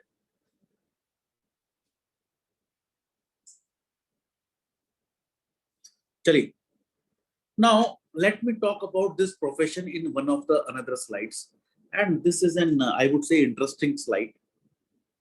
And we have talked about currently 44 ADA. We have talked a bit about 44 AA. We have also talked about 44 AB. Let us also talk about section 194J. Profession is defined under section 2. I'm not talking about that because that says profession includes vocation. But let us talk about profession which is given under these 4 sections to understand how the profession is there in the whole of the Income Tax Act. Starting with section 44 AA, which is for the requirement of maintenance of books of accounts. 44 AA has 5-6 subsections, but we'll be talking about only 2 subsections, subsection 1 and subsection 2. Subsection 1 talks about the profession. They have mentioned this accountancy, medical, legal representative, all in subsection 1. So we generally call them specified professionals. It is not termed as such, we are saying specified professional. So are they required to maintain books of accounts? When they are required to maintain books of accounts, they are required to maintain books of accounts where their gross receipt is exceeding 1.5 lakhs. Even if they are covered under 44 ADA. Legally, yes, what I'm saying. So when in the clause 10 where we say, clause 10 or 11, where we say books of accounts are prescribed. So the books of accounts are prescribed only for these 44AA1, only for 44AA1 profession, not for business. There you have to write no. Nothing is prescribed. Here, what is prescribed? 4 category. One is cash book. Second is ledger. Third is journal in case of my accrual system of accounting. And fourth is, of course, 2 parts, total 5. One is my invoices and bills. One is for incoming, second is for outgoing. This is what my section rule 6F talks about. And of course, in the case of medical profession, 2 more books, my client register form, and the second is inventories in case of medical. So these are the prescribed books. So if you say I am availing of 44ADA, still I have to maintain books of accounts as per section 44AA1. Yes, no exemption given. So prepare this. What is the issue? Prepare this. In case of medical, prepare this. The only thing is the ledger account. Nah? In ledger, create an expenditure account. Put all expenditure out there. So that's why I said earlier that you have to match it with the funds flow. Do it from here. Match it with the funds flow. Subsection 2. Now, subsection 1 talks about these specified professions which we talked about.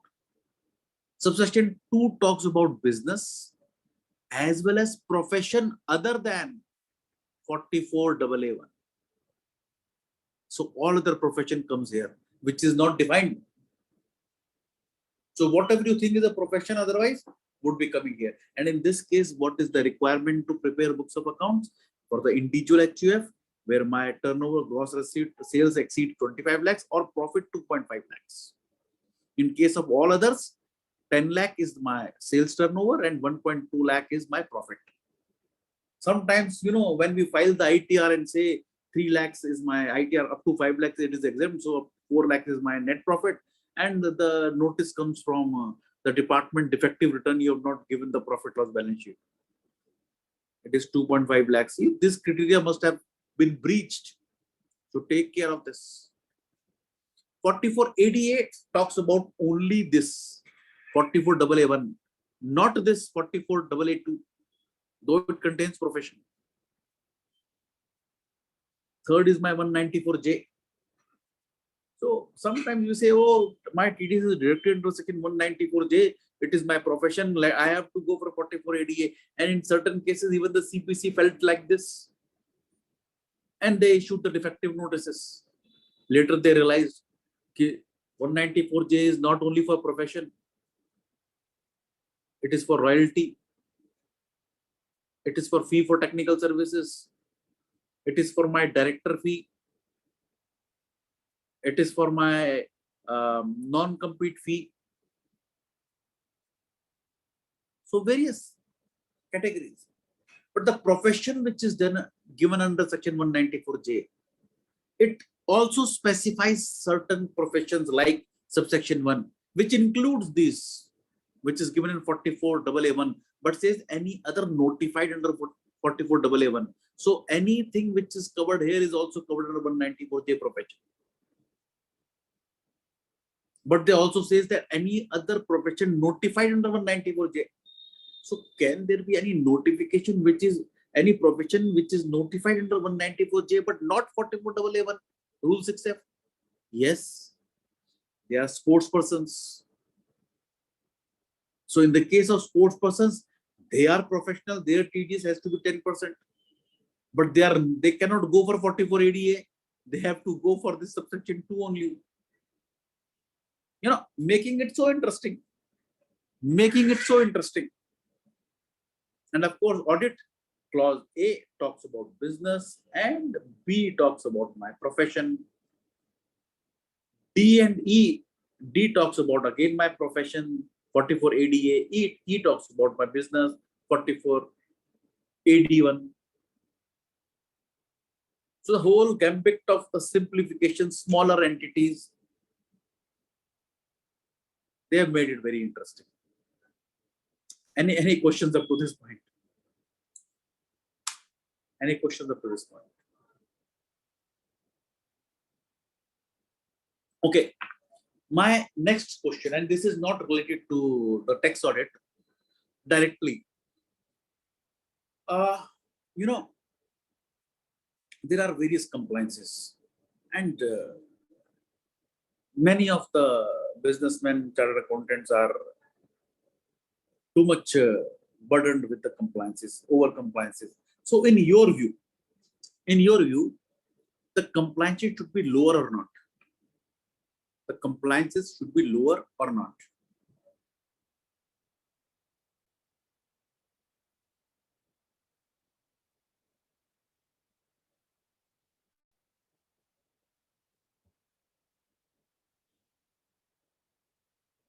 Okay, Aditya ji, this is lower, Kamanoj says lower, very much lower, Dara sir. Hari ji says higher. Simplified. Okay, good. They should be lower. Great. Ambriji sir says at the same time, the compliance should be by exception, focusing on prone areas. Great. My second question. This GST audit has gone. Tax audit limit has been increased from 1 to 10 crores. Even someone might be thinking of reducing or not requiring audit for smaller companies in the Companies Act, say up to 20 crores, no audit. So if all this happens, are we happy or not? No GST audit, no tax audit, no company audit. Are we happy or not? Not happy. One says. Aditya says, accept the change. Good, great.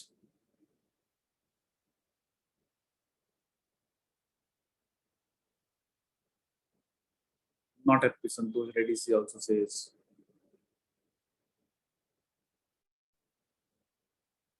We can concentrate on value added, right? First, challenging. My question was, are we happy or not? We can do so many other things. I fully agree and appreciate that concentrate on value added areas, what Ambrish sir says. Agreed, not happy. So, kindly see that many of us, a few of us have said that the compliance should be lower. So, by reducing these audits, the compliances are being lowered. So, why are we worried? We wanted it now. We wanted the compliances to be lower, so compliances are getting lowered. With the new income tax portal, whenever it starts functioning normally, they say that the ITR will be filed on a single click of a button. Yes, no, it will be filed. No requirement of any professional. So all things are going to change. We wanted it now. We have been saying this through various WhatsApp messages, Twitter, LinkedIn, Facebook. We have been going again. We are overburdened. Too much compliances. Extend the dates. That is what I am saying. So we wanted it. We are getting it now. So why to worry? Please think. I have never heard any advocate saying that why there are new laws, why so complication in the laws, or any doctor saying like this, that why these new diseases are coming, why there is so complication. Just give it a thought process. Just give it a thought process. We are actually in the habit of stepping into the shoes of the assessee. We feel that we are representing the assessee. Has the assessee ever told you to represent him? No. Please understand all the work which we are doing. Sir, penalties are higher on whom? On whom? On the assessee, not the chartered accountant. So why chartered accountant is asking for the extensions, worried that the penalties are higher? How are we concerned? Understand? We have to remain professional. Just think about it. Just give it a thought process. Let us understand this very carefully. the traditional practice which we are doing, it is purely and purely because of regulators. It is not that we go and fetch the assessees. It is only because the regulator says, okay, you please see that the books are maintained, the TDS is there, the GST is there, the audit is there, the ROC is there. If they reduce, no assessees, na? And we are complaining. We are complaining for what? The assessee who is affected, he doesn't complain. We complain. Give it a thought process. What do we really want? Please understand, our role is to help the government as well as the assessee. We are helping both in getting the compliances done by the assessee for the regulators. Please understand, give it a thought process. I am getting worried, I am getting stressed out. I am getting stressed out. Oh, 148 notices have come. The portal is not working, how to file? Professional Recognition Society will go down. Do you feel so? Just by writing in the social media against the regulators or the issues, our reputation is going high. I don't feel so. I'm not saying again to have anything lowered in my integrity or my professional ethics. Maintain that integrity. Give a quality service. Whatever is the law, I'm going to comply. I'm going to comply and tell my assessee to comply. The penalties are on the assessee, I fully agree. Not on the chartered accountant. Why are we worried? How can I help? Now this site is not working. We are worried. Why we are worried? How is it helping me? Can I do something? No, only the government and the assessee feels that the chartered accountant is doing it because we feel so. We feel so. Please understand. Tell them we have not created that. We have not created that website. Whether it is GST, income tax, ROC, whatsoever. So whatever the problem is, we are ready. We are there with you. We are there with the assessee. We are helping the government. But let us not take into our mind. God forbids, if something happens to us, none of the assessee would come to help our family members. Please don't take stress, relax. Do the work professionally. Help the government, help the assessee. We are there with the assessee. Why I added this at this point. Because my next slide is upon this only, that yes, in 44 ABA, the limit has been increased for the audit from 1 crore to 5 crore for the last year, and this year it is 10 crores. So up to net 10 crores in the case of business. No audit if the aggregate of all amounts received in cash does not exceed 5% of the said amount, and the aggregate of all payments made in cash does not exceed 5% of said amount. A simple example, in this current year, which we will be auditing assessment year 21-22, if my assessee, whether it is a company, proprietorship, partnership, society, whatever it is, its turnover is say 8 crores. The receipts cash portion is less than 5%. Payments cash portion is less than 5%. My audit limit is 10 crores. No audit. No audit in this case. If any of this 5%, any of this receipts or payments is beyond 5%, in that case, my limit goes to 1 crore. It goes to 1 crore. Right? Now here again, a very small question, because this was there last year also, but again, just to have a clarification. This is a case of sole proprietor.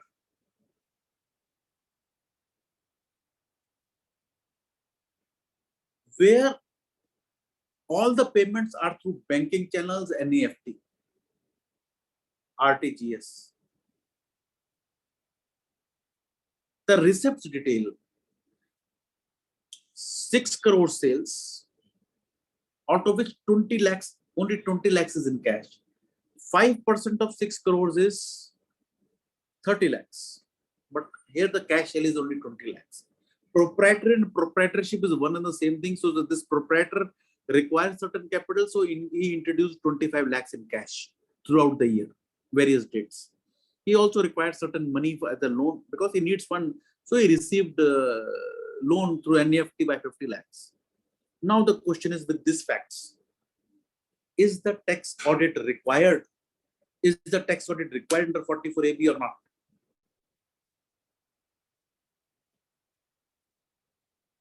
No, no. Only Ramesh sir says yes. Baki, Hari Krishnan ji says yes. Kavi ji says yes. All others are Ram Mohan ji. Everyone is saying no. So yes, we have got again difference of opinion. Several yes, several no. Yes. Great. So let us see the answer. The answer is of course yes. As pointed out by many of our friends. I have to see the total receipts. And the cash is 45 lakhs. 6 crores, 75 lakhs. 6 crores, 25 lakhs plus 50 lakhs. Now, many people are of the view that a proprietor introduces cash, he withdraws cash, that is not to be counted. You know, how do we prepare a receipt and payment account? This is a receipt and payment account of the business which I am auditing, whether it is a proprietorship, partnership, or whatever it may be. So I put here opening cash and bank balance. I put all receipts out here. So when a partner or proprietorship introduces cash, will it not go there? Yes, it will go. Then all payments. Drawings will come here. Yes, it would come. Then I match it with my closing cash and bank balance. So this receipts, this payments 5% times. Now, one question again here, another question here. This example which we took, 8 crores turnover, receipts cash portion less than 5%, payments cash portion less than 5%. Audit is not required because it is 10 crore, but still, can I do the audit? Is this audit mandatory or optional? This 10 crore limit mandatory or optional? I can still do the audit or not?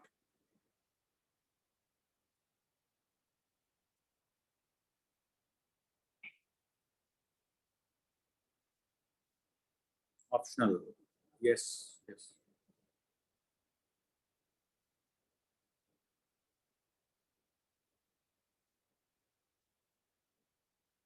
So everyone says optional. Correct. You know, I have never seen any law which says, any regulation which says audit is optional.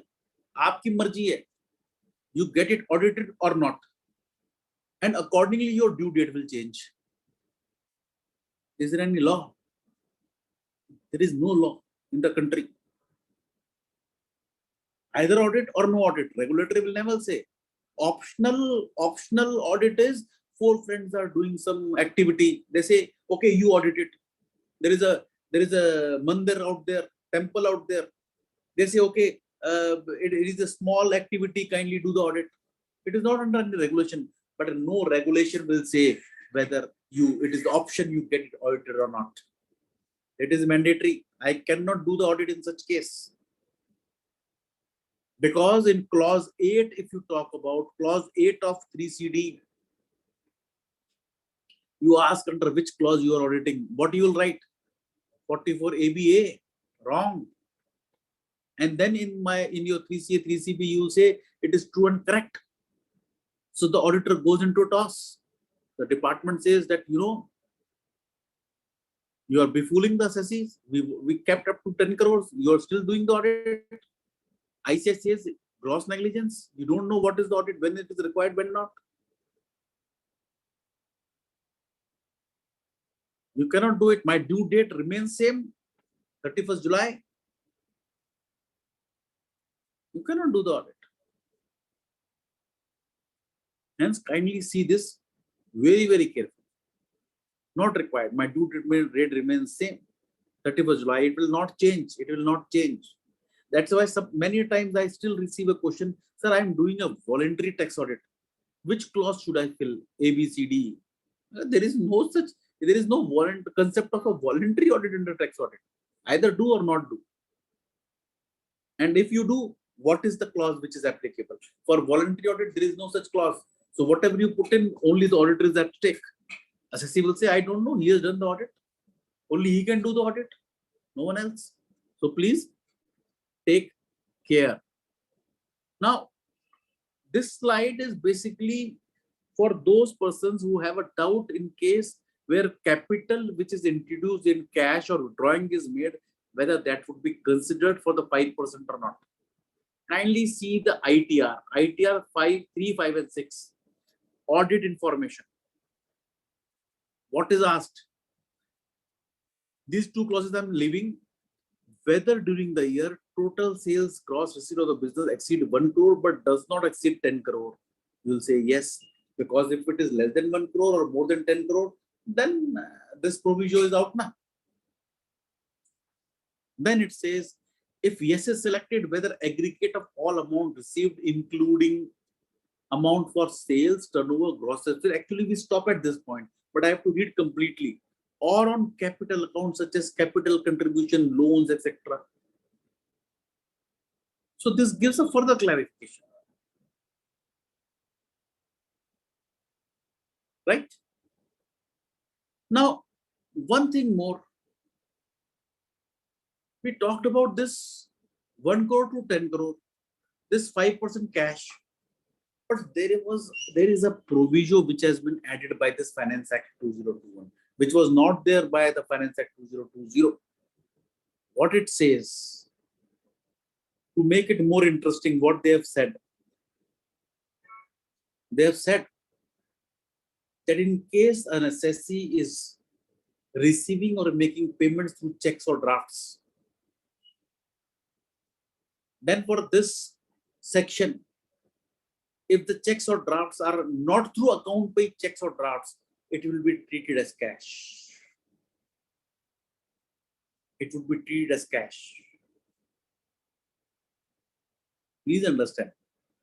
Now I have to see for the receipts and payments both.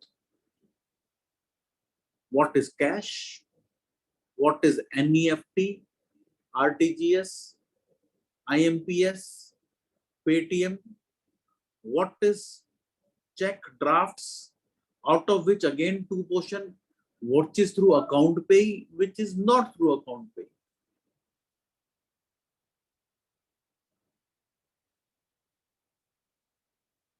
This is cash 5%, not account pay is cash.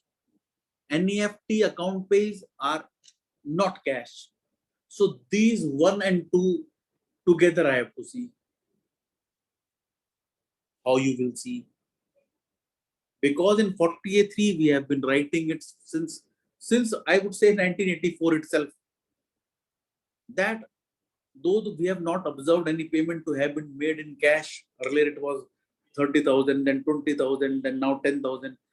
Though the assessee has not, though we have not observed any payment to have been made by other than account pay, check or draft for 10 rupees, 10,000 rupees per person per day, yet the assessee did not possess the necessary documents to evidence the same. We have been giving such a disclaimer since so many times, so many years. What we'll do now? What will we do now here? Please understand, this is very, very important. So I have to see this all. And again, I have to concentrate both on receipts and payments. For payments, you know, the thing is, please understand the call is not of the auditor, the call is of the assessee. Understand, call is of the assessee. He'll have to tell you. If the assessee says, okay, it is my responsibility, everything is to account by check or draft. No issues. Tell him, okay, we are ready to support you, fully support you. Your due date is 31st July. Let us file. except in case of companies and LLP, because the audit is under any other law. But if he says no, he has some doubts, then you have to guide him. But he has to tell it to you. For the payments, he can never say that he is in doubt whether it would be through account pay checks or not, because he is issuing it now. So for the payments, there is no doubt. It has to be account pay only. For receipts, he can say that my customer deposits in his native village, native city out there. I don't know whether it was account pay or not. Or my staff or accountant, he deposits it. But here again, he'll have to say for two items separately. One is where my invoice or receipt per day is exceeding 2 lakhs. In this case, he has no option but to say, no, I have seen it. He has to take responsibility that it is through account pay check or draft. Because if not, then 269 ST comes into play. Again, the assessee will say that it is through account pay check and draft. We are still giving a disclaimer out there. But for this below 2 lakh rupees, he can still say, I am not sure. Then my limit comes to 1 crore. He have to give it in writing. You have to take it in writing and mention that in your report. Then the limit comes to 1 crore officially. And what is account pay? I've been told that nowadays, if there is any check, it goes to the bank account only. It doesn't become a bearer check, especially the endorsed one. If on a check, technically I put 2 cross lines, it is not account pay, it is cross check. It was allowed to be endorsed. But some of my friends says who are more into banking, they say no, even the cross check cannot be endorsed now. But I cannot help it. Income tax department this year they say no cross check, it has to be account pay. That you have to write account pay out here. I cannot help it. Kindly check. When you are also issuing, you might be just putting these 2 cross lines. It is not account pay. This is account pay. Any questions up to this point, please? This is very important. Google Pay receipts, again, that would be through online electronic mode. So it is not check or draft.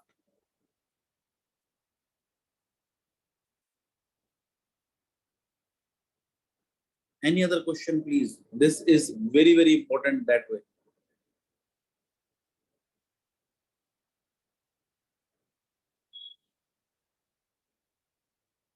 Give me a minute. I'm just coming in a minute.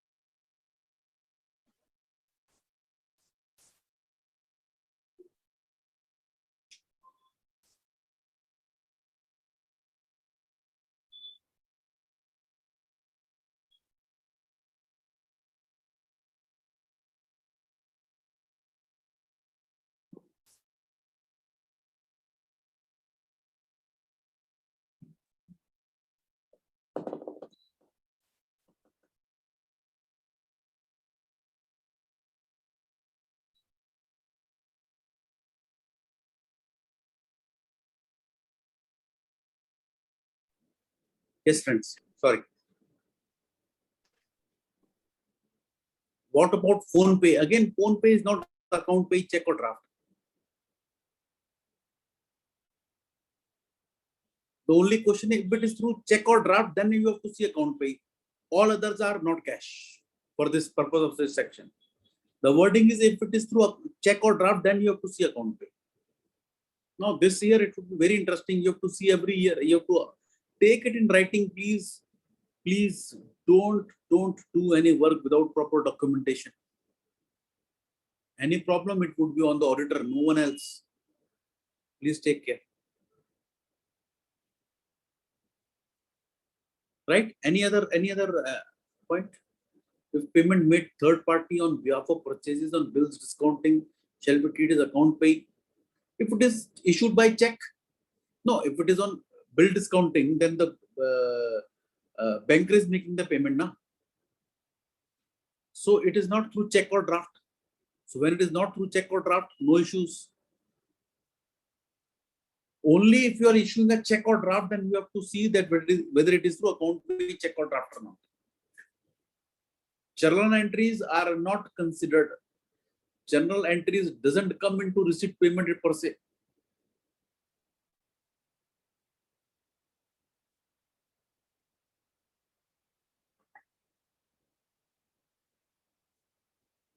Any other question out to this point? Great. Going further, another very small question. You know, you are asking less questions, I am asking more. there is a partnership. Sorry, this we have done. Sorry.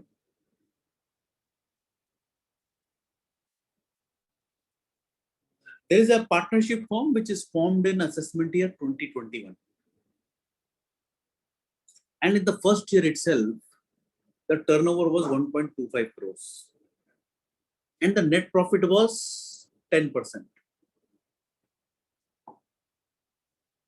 And he got his books audited under section 44 ABA. Turnover was exceeding 1 crore, he got it audited. Done. Fine. Done. Close. No questions. But the question comes in assessment year 21-22. The assessee says that his turnover in assessment year 21-22 has increased, but it is 1.95 crores. Net profit again is 10%. He asks you that he says that his receipt and payments aggregate is less than 5%. Would there be a tax audit in this case? The question is, in this case, would there be a tax audit? Last year there was an audit. This year, would there be an audit in this case?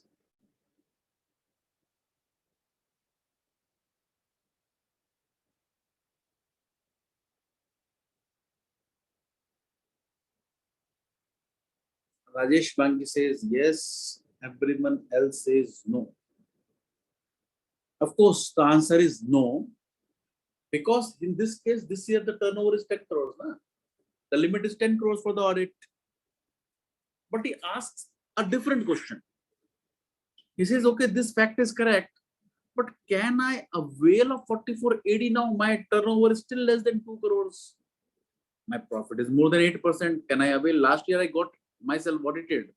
But this year, can I avail of 44AD or not?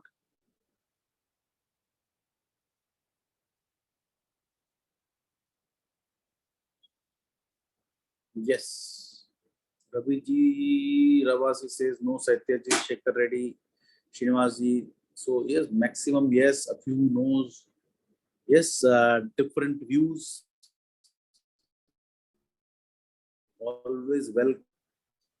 Yes, the answer is yes, he can avail. Why? Because 44AD, he has never availed. It was formed in assessment 2021. He did not avail of 44AD. For this year, he can avail, yes. So in 21-22, he avails 44AD. In 22-23, he says, I don't want to avail.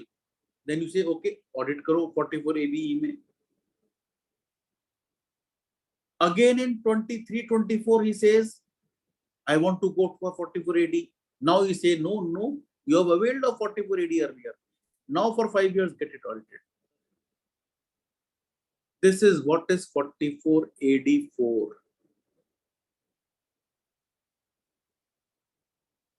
Right? Let us talk in one slide about all presumptive incomes when there is less than the deemed profits. Less than the deemed profits. In case of business, section 44 AD, if you have not availed, when is the audit required? If availed of 44 AD and not availed in any of the next 5 years, then next 5 years audit is required. Where it is given provision 44 AD 4 and 5, audit provision is 44 AD. This 5-year condition is there only in 44 AD business. For profession 44 ADA, less than deemed profits audit. Every year you have to see. Where given 44 AD4 and provision 44 ABD. Goods carriages again less than deeming profits audit mandatory. Shipping of non-resident and operation of aircraft by non-resident not allowed. No less than deemed profits. You have to declare the deemed profits or more. But exploration of mineral oils by non-resident and turnkey power projects by the foreign company, again less than deemed profits audit is required. So these 3 sections, C, D is for profession and E is for business. A again is for overall business and B is for profession, which we have discussed a few times now. Let us in one slide understand this audit for business once again to consolidate what we have discussed.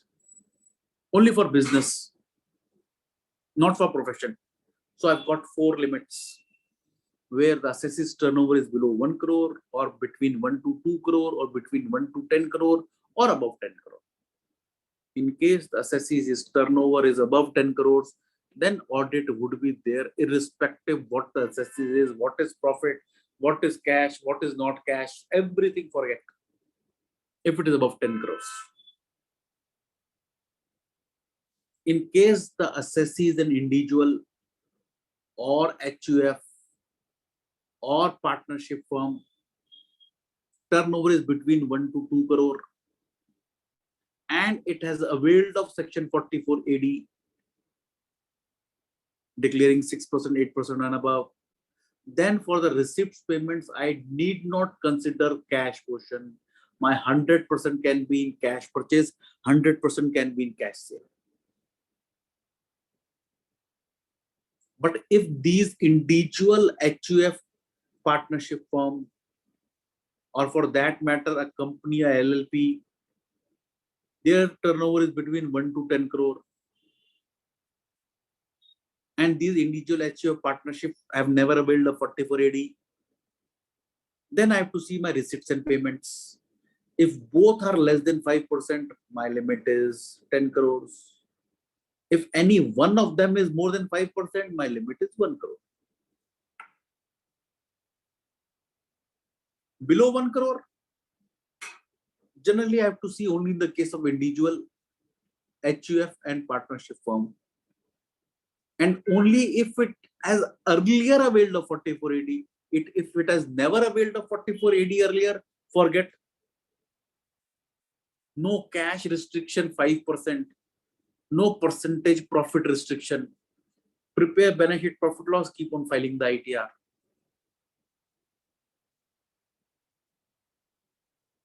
When it would occur under 44, audit would be required below 1 crore. That in case that individual HUF partnership firm, say for assessment year 1920, they say my profit percentage is 10% and he goes for 44 AD.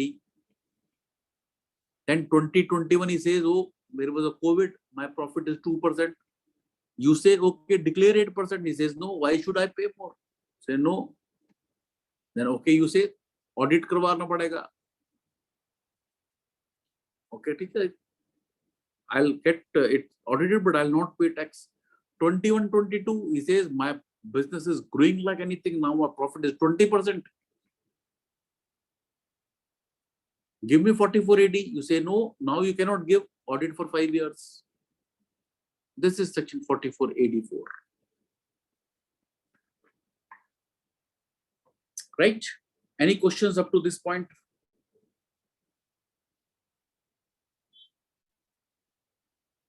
Great.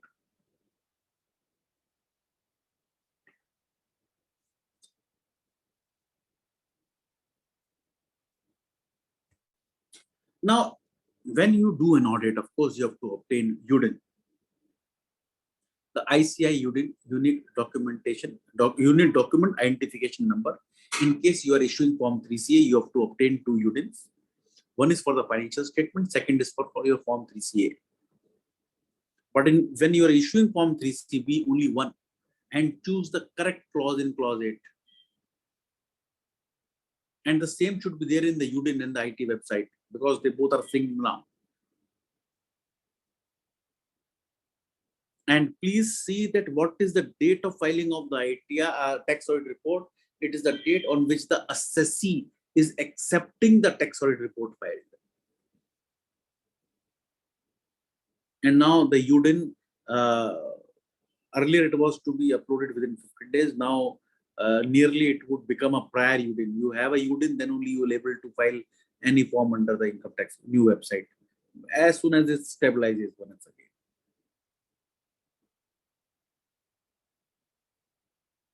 Right? Now, let me talk about another thing out here. Not another thing, again 44AB. And there is again in 3CD, we talk about, understand that 3CD is these 44 clauses. But one of these clauses, clause 8, which I have referred a few times now, which asks that under which provision you are auditing. In which provision you are auditing. How that is to be chosen, it becomes very, very important. And that, if I see that it is based upon the forms which I issue for the audit report. One is 3CB, another is 3CA. In case you are issuing 3CB, then any of these 5 clauses A to E, there are total 9 clauses, out of which one I don't think so it is there. Remaining 8, you have to choose. In remaining 8, 3 are basically 44 AC, 3 portions. So ultimately you have to see any of these 5 clauses A, B, C, D, E, if you have to choose if you are issuing Form 3CB. But if you are issuing Form 3CA, then you have to choose the third proviso to Section 44AB only, not any of these 5 clauses. Why? Why? Because Section 44AB says that in case you are covered into any of these 5 clauses, then you have to get your books audited. And second, one is this. Second, you have to issue obtain a report from a chart accountant.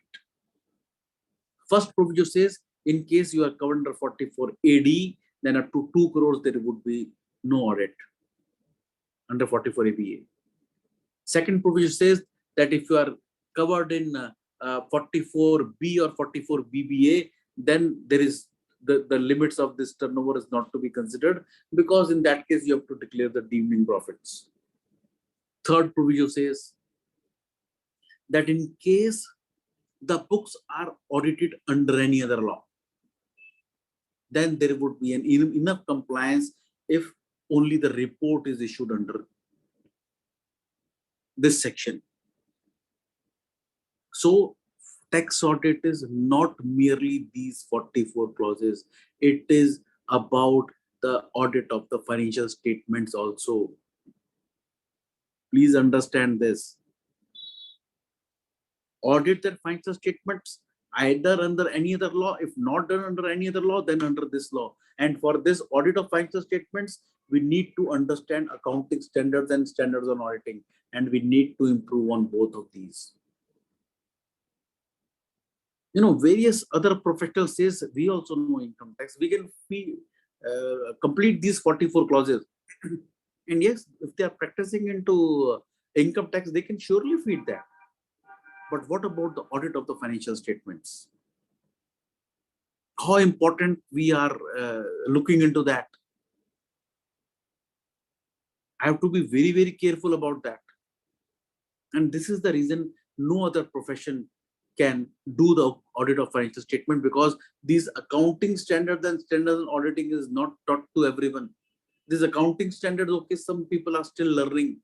other professionals. But this standards and auditing, no one. And we cannot forget this. If we have to remain relevant, we have to maintain that monopoly. We have to improve our audit quality, our reporting quality, because various regulators and the government, they says we are not getting benefit after your reports. Your reports are all nil, nil, nil, nil. So what we are benefit we are getting? Why should we have this audit? And few of our friends are afraid of issuing the qualifications disclaimers. That way, the whole audit would go. So we need to improve. Please understand, even in the tax audit. Even in the tax audit. Any questions? Ramesh is saying first year of business. If eligible assessee is not able to 44D and declare below 8%, no, yes, bilkul he can do. There is no audit required. Prepare balance sheet, profit loss, and file the same. Ramesh's question: assesses turnover is less than 1 crore and profit are less than 8%. Whether audit is required with the first year of business? Are Rameshji, we had discussed only these point at least 4 to 5 times in the whole nearly 1.5 session, nearly 2 hour session up to now.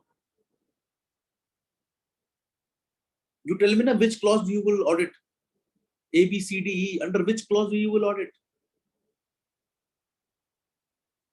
You have to find a clause under which you have to audit now.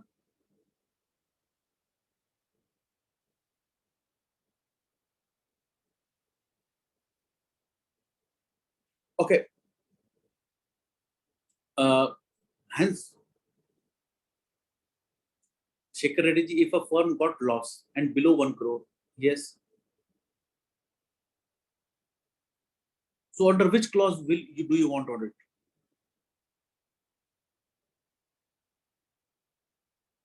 How 44 ABE? We have discussed what is 44 ABE. How you will cover into that? Have you ever built a 44 AD earlier? No. Then how does 44 ABE comes into picture? It doesn't come. Read this section. I have got a small video on this presumptive taxation, which is available on the YouTube. YouTube, you just put CA Pramod Jain and presumptive taxation would come.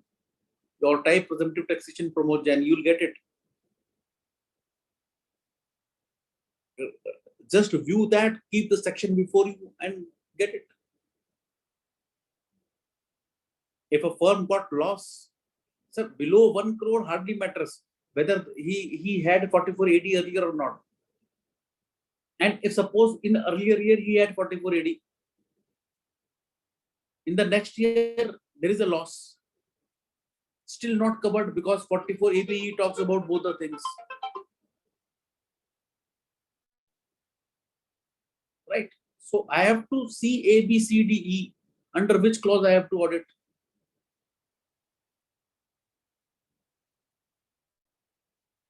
Okay. Any other question, please?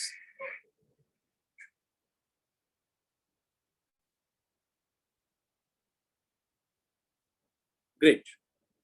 Now, 1 or 2 points about my non-corporates.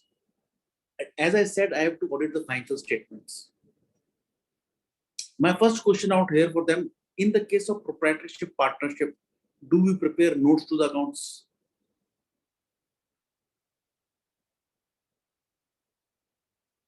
Do we prepare notes to the accounts in the case of proprietorship and partnerships? Or the correct question is, are the notes of accounts prepared in the case of proprietorship partnerships? Hare Krishna ji, Ramesh Raipali ji says yes. Ambit ji says not usually. Aditya Mukherjee says yes. So what do you write into these? Kavi ji says no. So what do you write in the what is written in these notes to the accounts? That the firm is maintaining accrual system of accounting. Fixed assets are stated at cost. Depreciation as per Income Tax Act.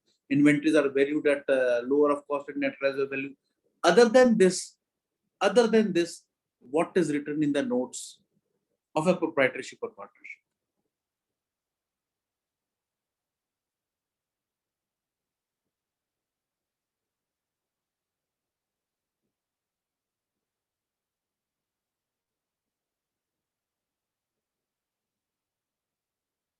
Do we give the related party disclosure?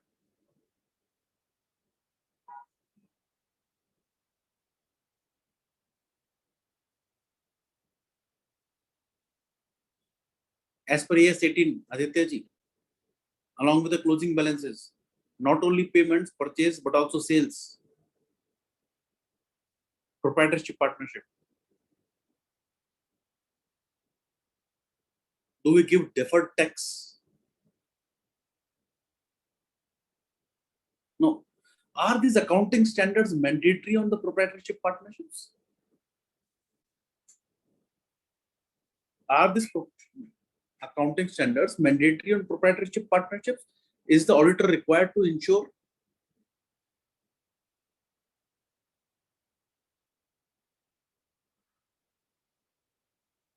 Yes. So in that case, are these proprietorship partnership complying with the accounting standards? No, they're not complying. Are we qualifying? No. So how beautiful it is. We know that accounting standards are mandatory. We know that they are not complying. Still, we are not qualifying. Why? We say, oh, bichara client, petty client. How he cannot even afford our fee. How he will bear this so huge losses? I am there, na chartered accountant. He will bear. No qualification. Please understand. We are taking a huge risk. If something happens, any regulator comes, then auditor would be in a fix. Because it is his duty to ensure. Please see and ensure that it is done. Another question out here. In the notes to accounts, Aditya sir, the risk faced in case of false reporting. Any regulator would say that if there is any fraud, there is a connivance of the auditor because he did not see the reporting. The institute would say, the income tax department, we just talked about 277F, that 10,000 penalty. Institute would say gross negligence, cancellation of my certificate of practice. No, if it is gross negligence, then yes, why not? So every regulator, in case of an default in audit, non-compliance accounting standards, I remember one of the cases where a banker raised a query on the auditor, and he took him to the disciplinary committee that accounting standard 18 was not complied with, and all money was siphoned off through related party transactions. Why the auditor did not report its non-compliance?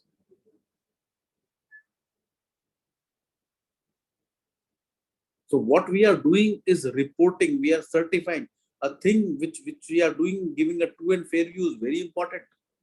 No other professional is allowed to do that other than the chartered accountant practice.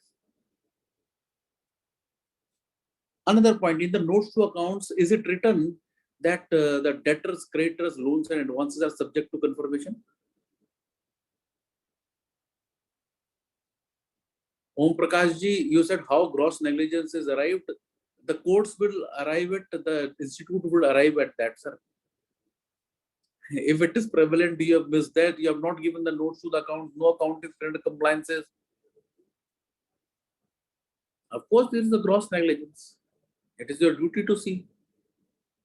So, Amrish ji Aditi says that it is written in the notes to accounts that debtors, creditors, loans and advances are subject to confirmation. Sir, in this case, do we qualify our report that the profit, loss and balance sheet is not true and fair? Do we qualify like this? Of course not. Why not? Notes to accounts, whose responsibility is to prepare the notes to the accounts?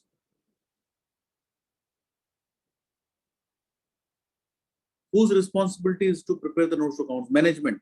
Sometimes everyone knows it, but sometimes I get a question, sir, there is an issue in this proprietorship case, partnership case, or even in the case of company, they say, should I put that into notes to accounts? And sometimes we see the language in the notes to accounts that is not of the management, but of the auditor. Now here, the management is saying that my debtors, loans and advances are not confirmed. I don't know. My debtors are 5 crores. It may be 1 lakh. I don't know. Everything is unconfirmed. So when the management is saying it is unconfirmed, it doesn't know about it. How can the auditor say no, it is true and fair?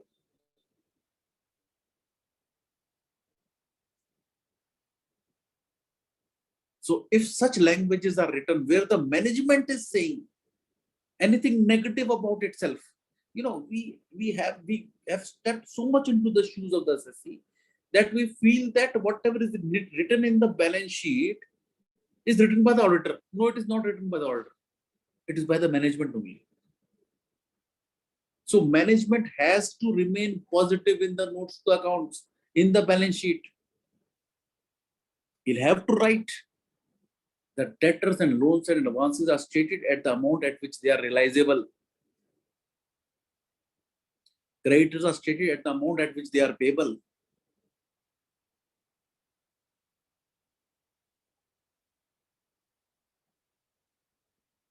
Right? So I have to be very, very careful. 2 questions which have come in clauses for 3CD. I'll just take right now. 27A, 3CD. Here again, I'm always of the view that this tax audit report has to be issued physically too, not only online, but physically too. Yesterday also we had a session from the TAQRB 1 to 15 clauses. There also I emphasized and gave the reason. Here again I'm giving the reason. If you see the tax audit 3CD notified, they've got 2 websites. One is the portal on which you file the ITR, and second is the notified 3CD, which is given in incometaxindia.gov.in. If you see that clause 27A in the notified 3CD, you will not find GST, only SANVAT. एक second just sir, मैं आपको करता हूं आधे घंटे में एक seminar में, अभी करता हूं सर मैंने आपको भेज दिया, कोई बात मैं अभी करता हूं, मैं हाफ एन आवर में करता हूं. So technically the notified 3CD GST is not there, so we are not giving. In the schema it is there, right? So technically not required. Another question is PF contribution. Sahitya ji's question is the detail of contribution to PF in clause 20B of 3CD in actual amount paid, the amount to be given, the share of the employee only or total challan. It is share of the employee only. Share of the employee only, not the total challan.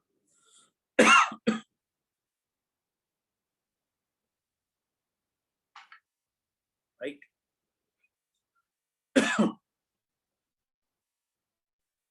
Now, just for your information, in this case,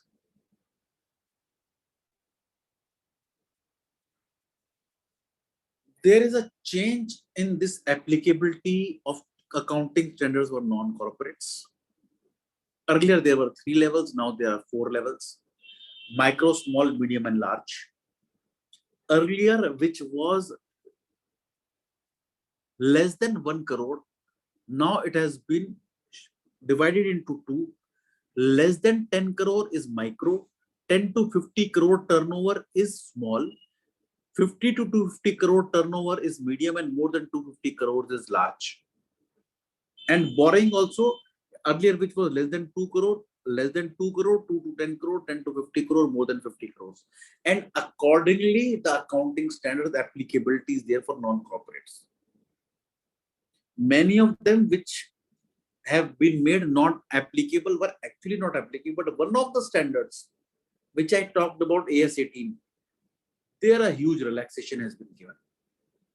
Up to the level 3, AS18 is not applicable. So in case my turnover is more than 50 crores or borrowing more than 10 crores to 50 crores, then AS18 would be applicable.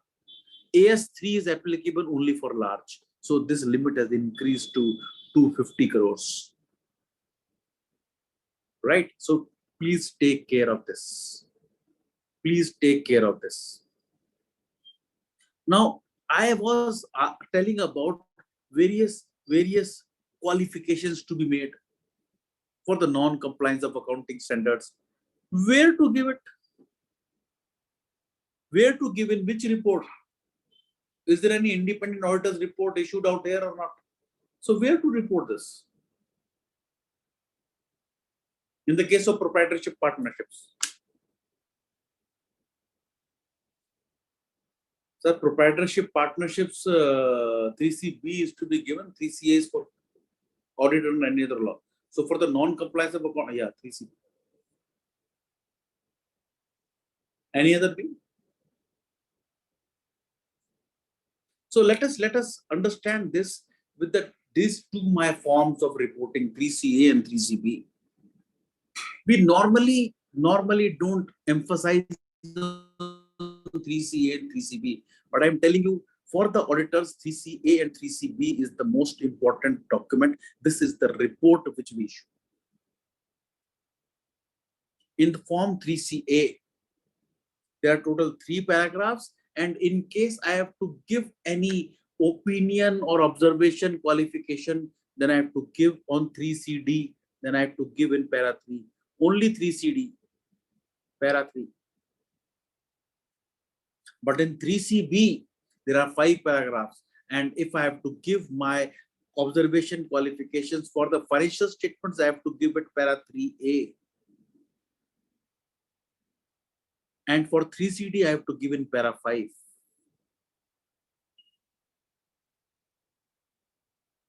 I have to be very careful about it. For the financial statement, I've seen normally this being blank, but I am telling you, for each proprietorship partnership, none of them comply with AS10. None of them comply with AS10 because AS10 requires depreciation to be provided on the useful life basis, but we provide at the income tax rates. So nothing to worry about. Keep on providing income tax, but as an auditor, just give a qualification here that AS10 is not being complied with and depreciation is charged at the income tax rate. The disclosures as required by AS10 has not been made. Simple. Because merely by not giving this, only the auditor is in trouble. The assessee is never in trouble. Because for the assessee, accounting standards are not mandatory, but for the auditor it is. He has to ensure that in this case, accounting standards are complied with.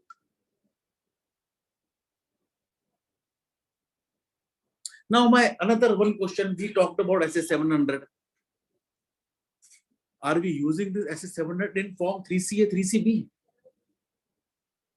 I'm quite, are we using? I don't think so. No, great. So I'm talking about it, but let me take a question of Santosh Reddy ji. During the e-assessment, when NESAC disallowed section 43B and 48 payment, of which tax auditor has not reported any disallowance in his tax audit report. What is the risk involved to report the case against the member? Of course, it has been held in various disciplinary committee cases that when this disallowance is there and not mentioned in 3CD, there is a gross negligence.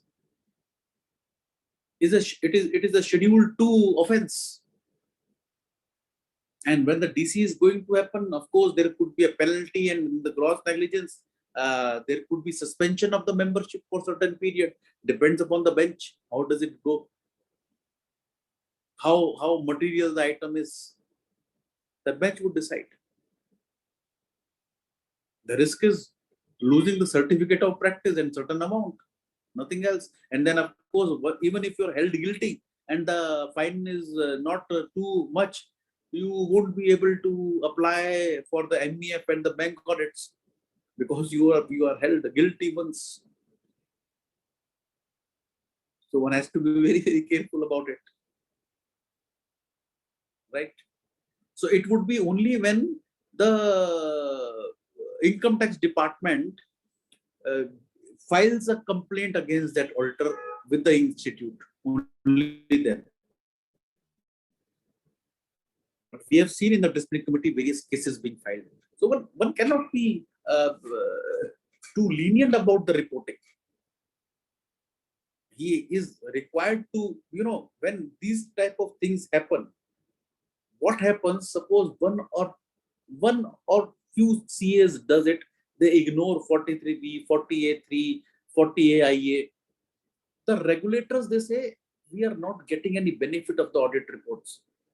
So a few people, the whole profession is affected. The audits are reduced. So each and every member is a brand ambassador of ICAI. So what he does impacts the whole profession. The whole profession. So one has to be a bit careful. For the benefit of all. Of course, his duty is with not only his clients, but his professional colleagues also, for the profession, for the brand building of the profession. Right? We need to improve the quality. So I was talking about ISO 700. The guidance note, tax audit guidance note says that yes, we should, as far as possible, use SS 700 in my tax audit reports also. In the next few slides, I'll be sharing you the language which one should put in the form 3CB or 3CA. It is your call thereafter that whether you want to put or not. Your call. Kindly see, because 3CA, 3CB is of the auditor. 3CD particulars is of the assessee. So please take care. Now here, SS 700 para 3A of 3CB. The responsibility of the assessee. I write, the auditor write in his report that what is the responsibility of the assessee. I write, the assessee is responsible for the preparation and fair presentation of the financial statement. That these are in accordance with the accounting standard issued by ICAI. And they are also to ensure that these are free from material misstatement, whether due to fraud and error. Assessee is responsible. I'm not reading the whole wordings. It is amended from SS 700 to put in SS 700 para again 3A continues. Tax auditors, my responsibility, I am writing in my report. Please read this very carefully. I am writing in my report. Our objectives are to obtain a reasonable assurance, not an absolute assurance, about whether this financial statement as a whole are free from material misstatement, whether due to fraud or error. This reasonable assurance is a high level of assurance, but not a guarantee that an audit conducted in accordance with the essay will always detect a material misstatement when it exists. So I am writing in my report that I have done my audit and I am giving a reasonable assurance. If you are not writing this, then you are already saying that everything is true and fair. I am not saying that merely writing this will absolve you of all the responsibilities. But if you have done your audit with the applicable essays and have you got proper documentation. Today also I was having a meeting with one of the professional colleagues. There were certain issues with the regulators, the assessees were threatening and so many things. So I just asked, do you have an engagement letter? Do you have a management representation letter? Do you have an appointment letter? He said, no. Then the problem is only of you, not the assessee. These documentation is for the benefit of assessee only, of the auditor only. These documents are for the benefit of auditor only, and these are as per essays, mandatory on us. We know that these are mandatory. We know that these are going to help us only. Still, we are so bold. We are not ready to take it. I don't know why. When we are issuing our report, so many documentation, can't we prepare this documentation and get it signed? These two. Just think about yourself also. We always are thinking about the assessee, it is good. But think about yourself also. Further paragraphs, I'm not repeating. But yes, these are taken from SA 700. Put that.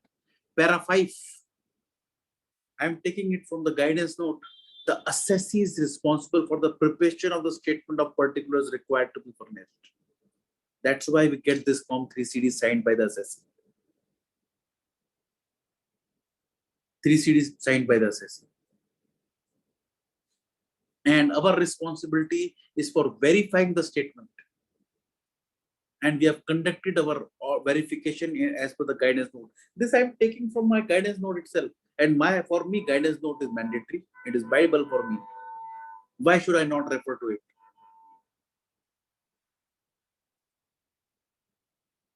Right. So using this now, any questions of any of the members of on any point or any clause of 3CD? Any clause of 3CD?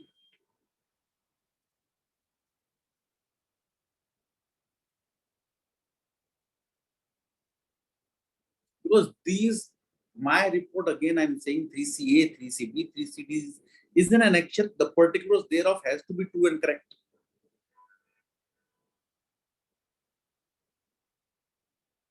Few questions have been asked on the clauses which I have given, but any other clause which any member specifically wants.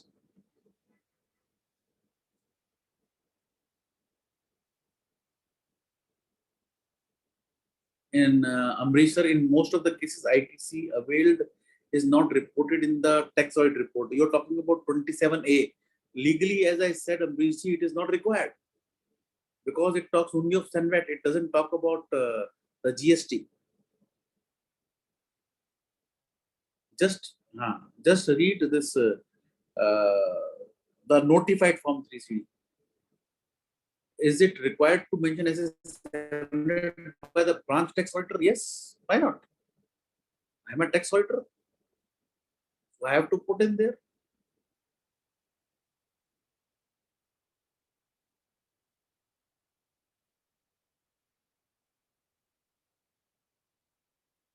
Any clause you feel so.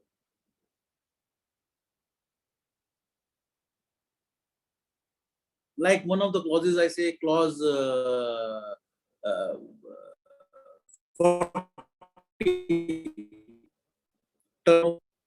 It is applicable only for manufacturing and trading. For service provided, it is not applicable. Don't give turnover and net profit on NP ratio. My guidance note says not applicable. I have to believe my guidance note. It is Bible for me. No one can challenge me if I follow my guidance note. So I have to be very careful.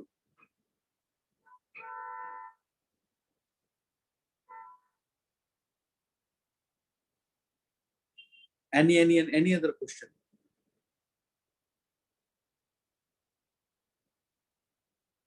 Any clause?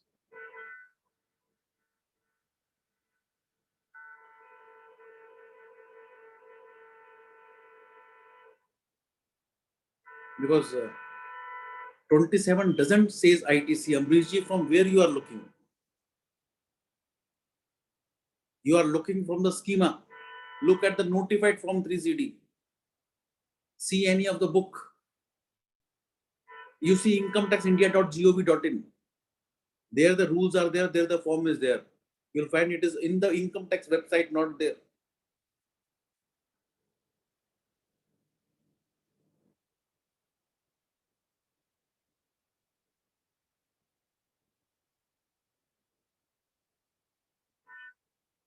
As the time short be, it is not possible to take the clauses. Clauses are 44. Just to share that, yes, what was talked about initially in the introduction, this is the website which a few of you might also be using it. This is a website as well as mobile app is there in the name of expertspanel.in. It is S out here and in out here, expertspanel.in. Here you can sign up. If you sign up, you will get an email, and on the email there is a link which you click, your email gets verified and your account is activated, and thereafter you can ask a question in any category: GST, income tax, corporate law, RBI, income tax, FEMA, whatever it may be. And existing questions also you can search from here. Questions, articles, presentations, you can search from here. And many articles, presentations, videos, and notifications are there. Just click here and go for the category wise. You'll get the articles category wise.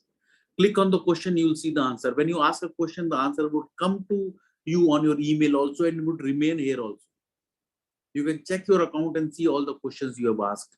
And you can also tag a question. You can also tag a question. You like someone else has asked a question and you really like that reply, you can tag it and later on you can see all your tagged questions. Now more than 29,000 answers have already been given by nearly 120 experts since year 2018. So anyone can use this. And this presentation I'll be uploading on this website lonavat.com very soon. And also you can download this free mobile app. Again, Lonavat, again, where ready to use charts are there. For example, in income tax, you have from whom you can take tax-free gifts, Chacha, Nana, Dada, Mama, at that time we have written. Or gold, silver rates since 1st April 1981. Of course, TDS, TCS, these all rates are there. Cost inflation index is also there. So whatever we are using, carry forward losses adjustment, all are given there. You can use that. And all updates since year 2007 are here. And I really thank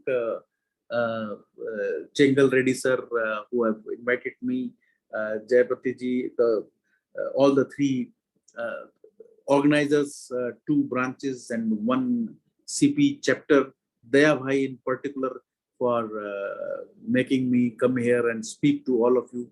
And I'm there on the Twitter, etc. You can follow me out there. And in this pandemic, please take care, be safe, and remain positive. So any questions I can take for the next 2 or 3 minutes, then we would be closing.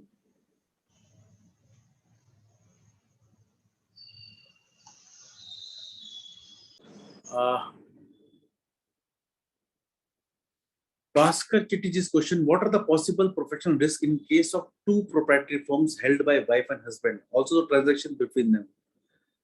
There is no professional risk if I talk about. You are talking about 2 husband and wife doing some business, or you're talking about 2 husband and wife, both are chartered accountants. I don't know. Proprietary firms, they are doing business separately, transactions among them. Just take care of 48(2)(b). 48(2)(b), nothing else. Rameshji's question is, while generating the UDIN in the case of tax audit report of a company, which WDV figures has to be provided as per books or as per income tax WDV? In the case of tax audit, of course, you will provide as per the income tax WDV. Another question regarding TDS clauses in cases where TDS was not deducted. Generally, we are disallowing the relevant expenses as per the Act. Even then, we shall report TDS default. Yes, there are 2 sections, 2 provisions. One is the 34 clause and another is in around 20s. One is for disallowance under 40AIA or 40AI, and the other is non-compliance for non-deducting or after deducting non-depositing. There could be a case where TDS is required to be deducted for capital expenditures. So in that case, there would be no applicability of 40AIA, but TDS requirement is there. So both are separate. Both are separate and both have to be reported. Right?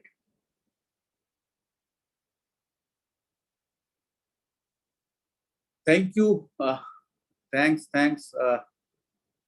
App name experts panel is there as well as lonavat.com. Why not same financial statement for companies and income tax act? Sir, Companies Act is regulated by the Ministry of Corporate Affairs, and Income Tax Act, there is no format for a financial statement. So format is not there, hence it cannot be same. Right? While generating union, do we have to provide percentage of net profit or the NP/turnover? There, what is required is, I suppose, the NP over turnover.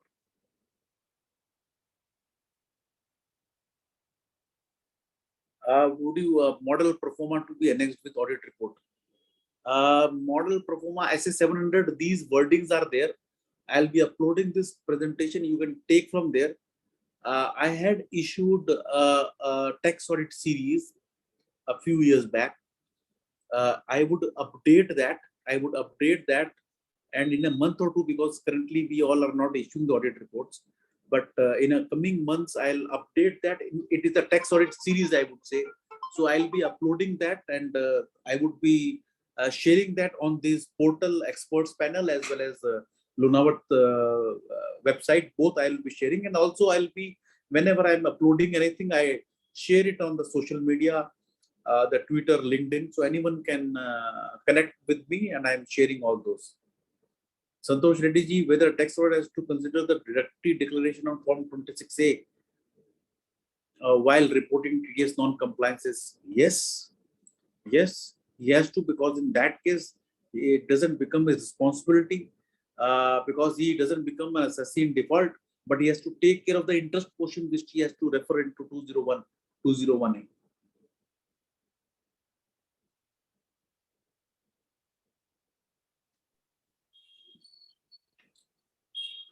Thanks a lot to each and everyone for participating and giving your views in so many matters. Thanks a lot.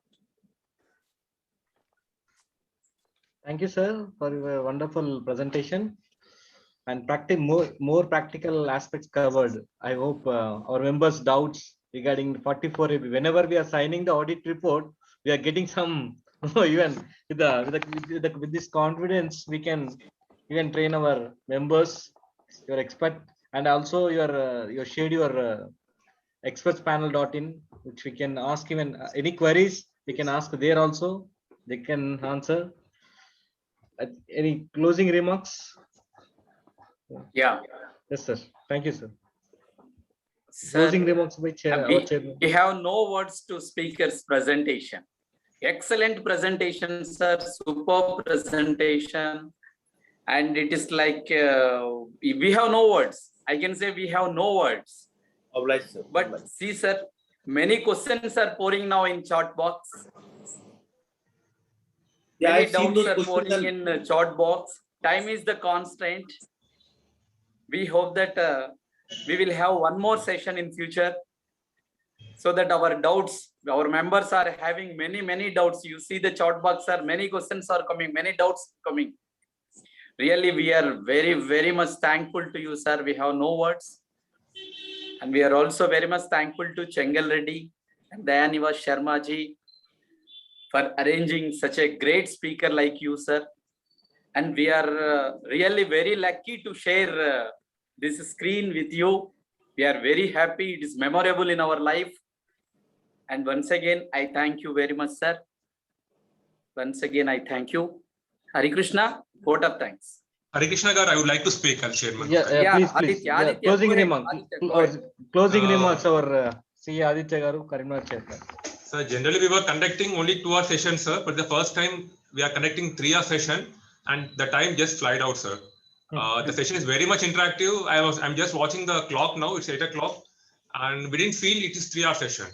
And because of your interaction, asking questions to the members, it's very good. Actually, we have involved a lot in the session. Thank you very much, sir. And please do come again to our Telangana state physically. We'll coordinate with Daya, sir. So thank you very much, sir. Thank you once again.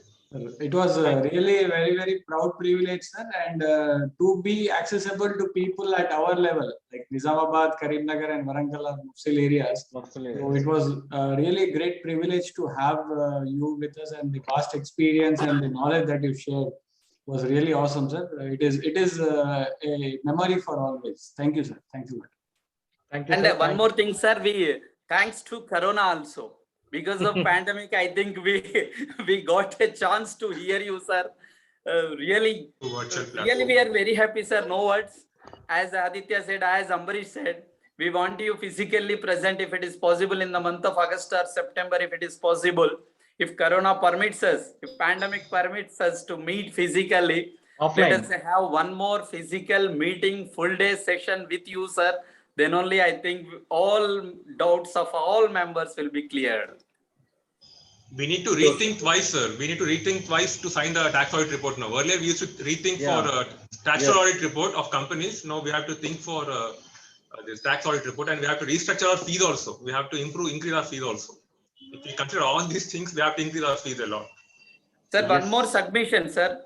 Being you are a CCM member, you are the chairman of Taxation Audit Quality Review Board, you are the vice chairman of MSME committee, and you are the member of many committees. My humble request is, like banks, why don't we have some independent body to allot tax audits so that our independence can be saved?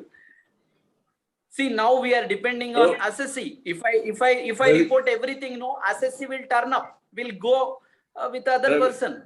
Ravi Garu, one thing, I'm just giving you one thought process. Then you discuss among all the three branches. First your branch, then the three branches, and then come. Just one point. When does the assessee comes to know that he is required to get himself audited? Then he will upload his data on the portal. Then there would be an impediment, and see that, suppose, like, just an example, we know some of our, very few of our members who say, you don't know how to take a fee. I'll take in a tender 1 rupee and I know how to take a fee. So your relative, your friend is having a business. He would be asking you, I don't know who will be the new auditor. So every year there would be a problem on his head. I don't know who's coming. How does he behave? What he does? Do we want that in this era of democracy? Just think. Sir, we are having for banks, no, sir. Like banks, we can have independent body or some committee that can allot the audits and fix the remuneration also. Fix the remuneration also. Banks, they have to get it audit mandatory. Tax audit, you don't know whether there would be audit or not. When the turnover would be finalized, when the cash portion would be there, when there would be 44 AD applicability, when there would be 44 ADA applicability, your own concern. Suppose you are not availing of 44 ADA, there is a person appointed as an auditor who is a person who you don't like, he doesn't like you. He come to get your books audited, Are you ready to face the music? Yes, sir. But why don't we think at the beginning? See, sir, at least public limited companies, private limited companies. Beginning when? With public limited companies, with private limited companies, and some all turnovers more than 10 crores. Now everybody's turnover is available on GST portal. Thanks to GST, now everything is available. Let us understand this, that this is not a simple issue, because we chartered accountants at earlier stages also that, okay, I am impaneled, I have not got the audit, I'll file a case against RBI. RBI says, why should I get into this? You do your own. So they have given it to the bankers. You appoint your own. Why should I get into it? You are fighting cases against the regulators, so why should I get into it? Just a discussion. Discuss amongst yourself. Have a conclusion. If many of the branches say, then the institute can make a proposal. Why not? The ideal thing would be like, why not we all decide that we'll be doing it as per a particular thing. So there's no chance of someone going to somewhere else or getting the things done, because everywhere is going to get the same thing. So discuss among yourself, and then I think we can start with big audit cases, are like 100 crores or 500 crores or more than 10 crores. See, okay, yeah, it is my just I shared my thoughts with you, sir. Discuss among yourself. Good suggestion. Good suggestion. Yes, sir. Thank you, sir. Now it's time for vote of thanks by CA MBBS Manikanta from Karimnagar branch. Over to you, Manikanta. Thank you, sir. A very good evening to one and all present here. A special thanks to our chief guest, CAK Jalapati Garu, respected chairman, SIRC, guest of honor, CA Dayaneva Sharma.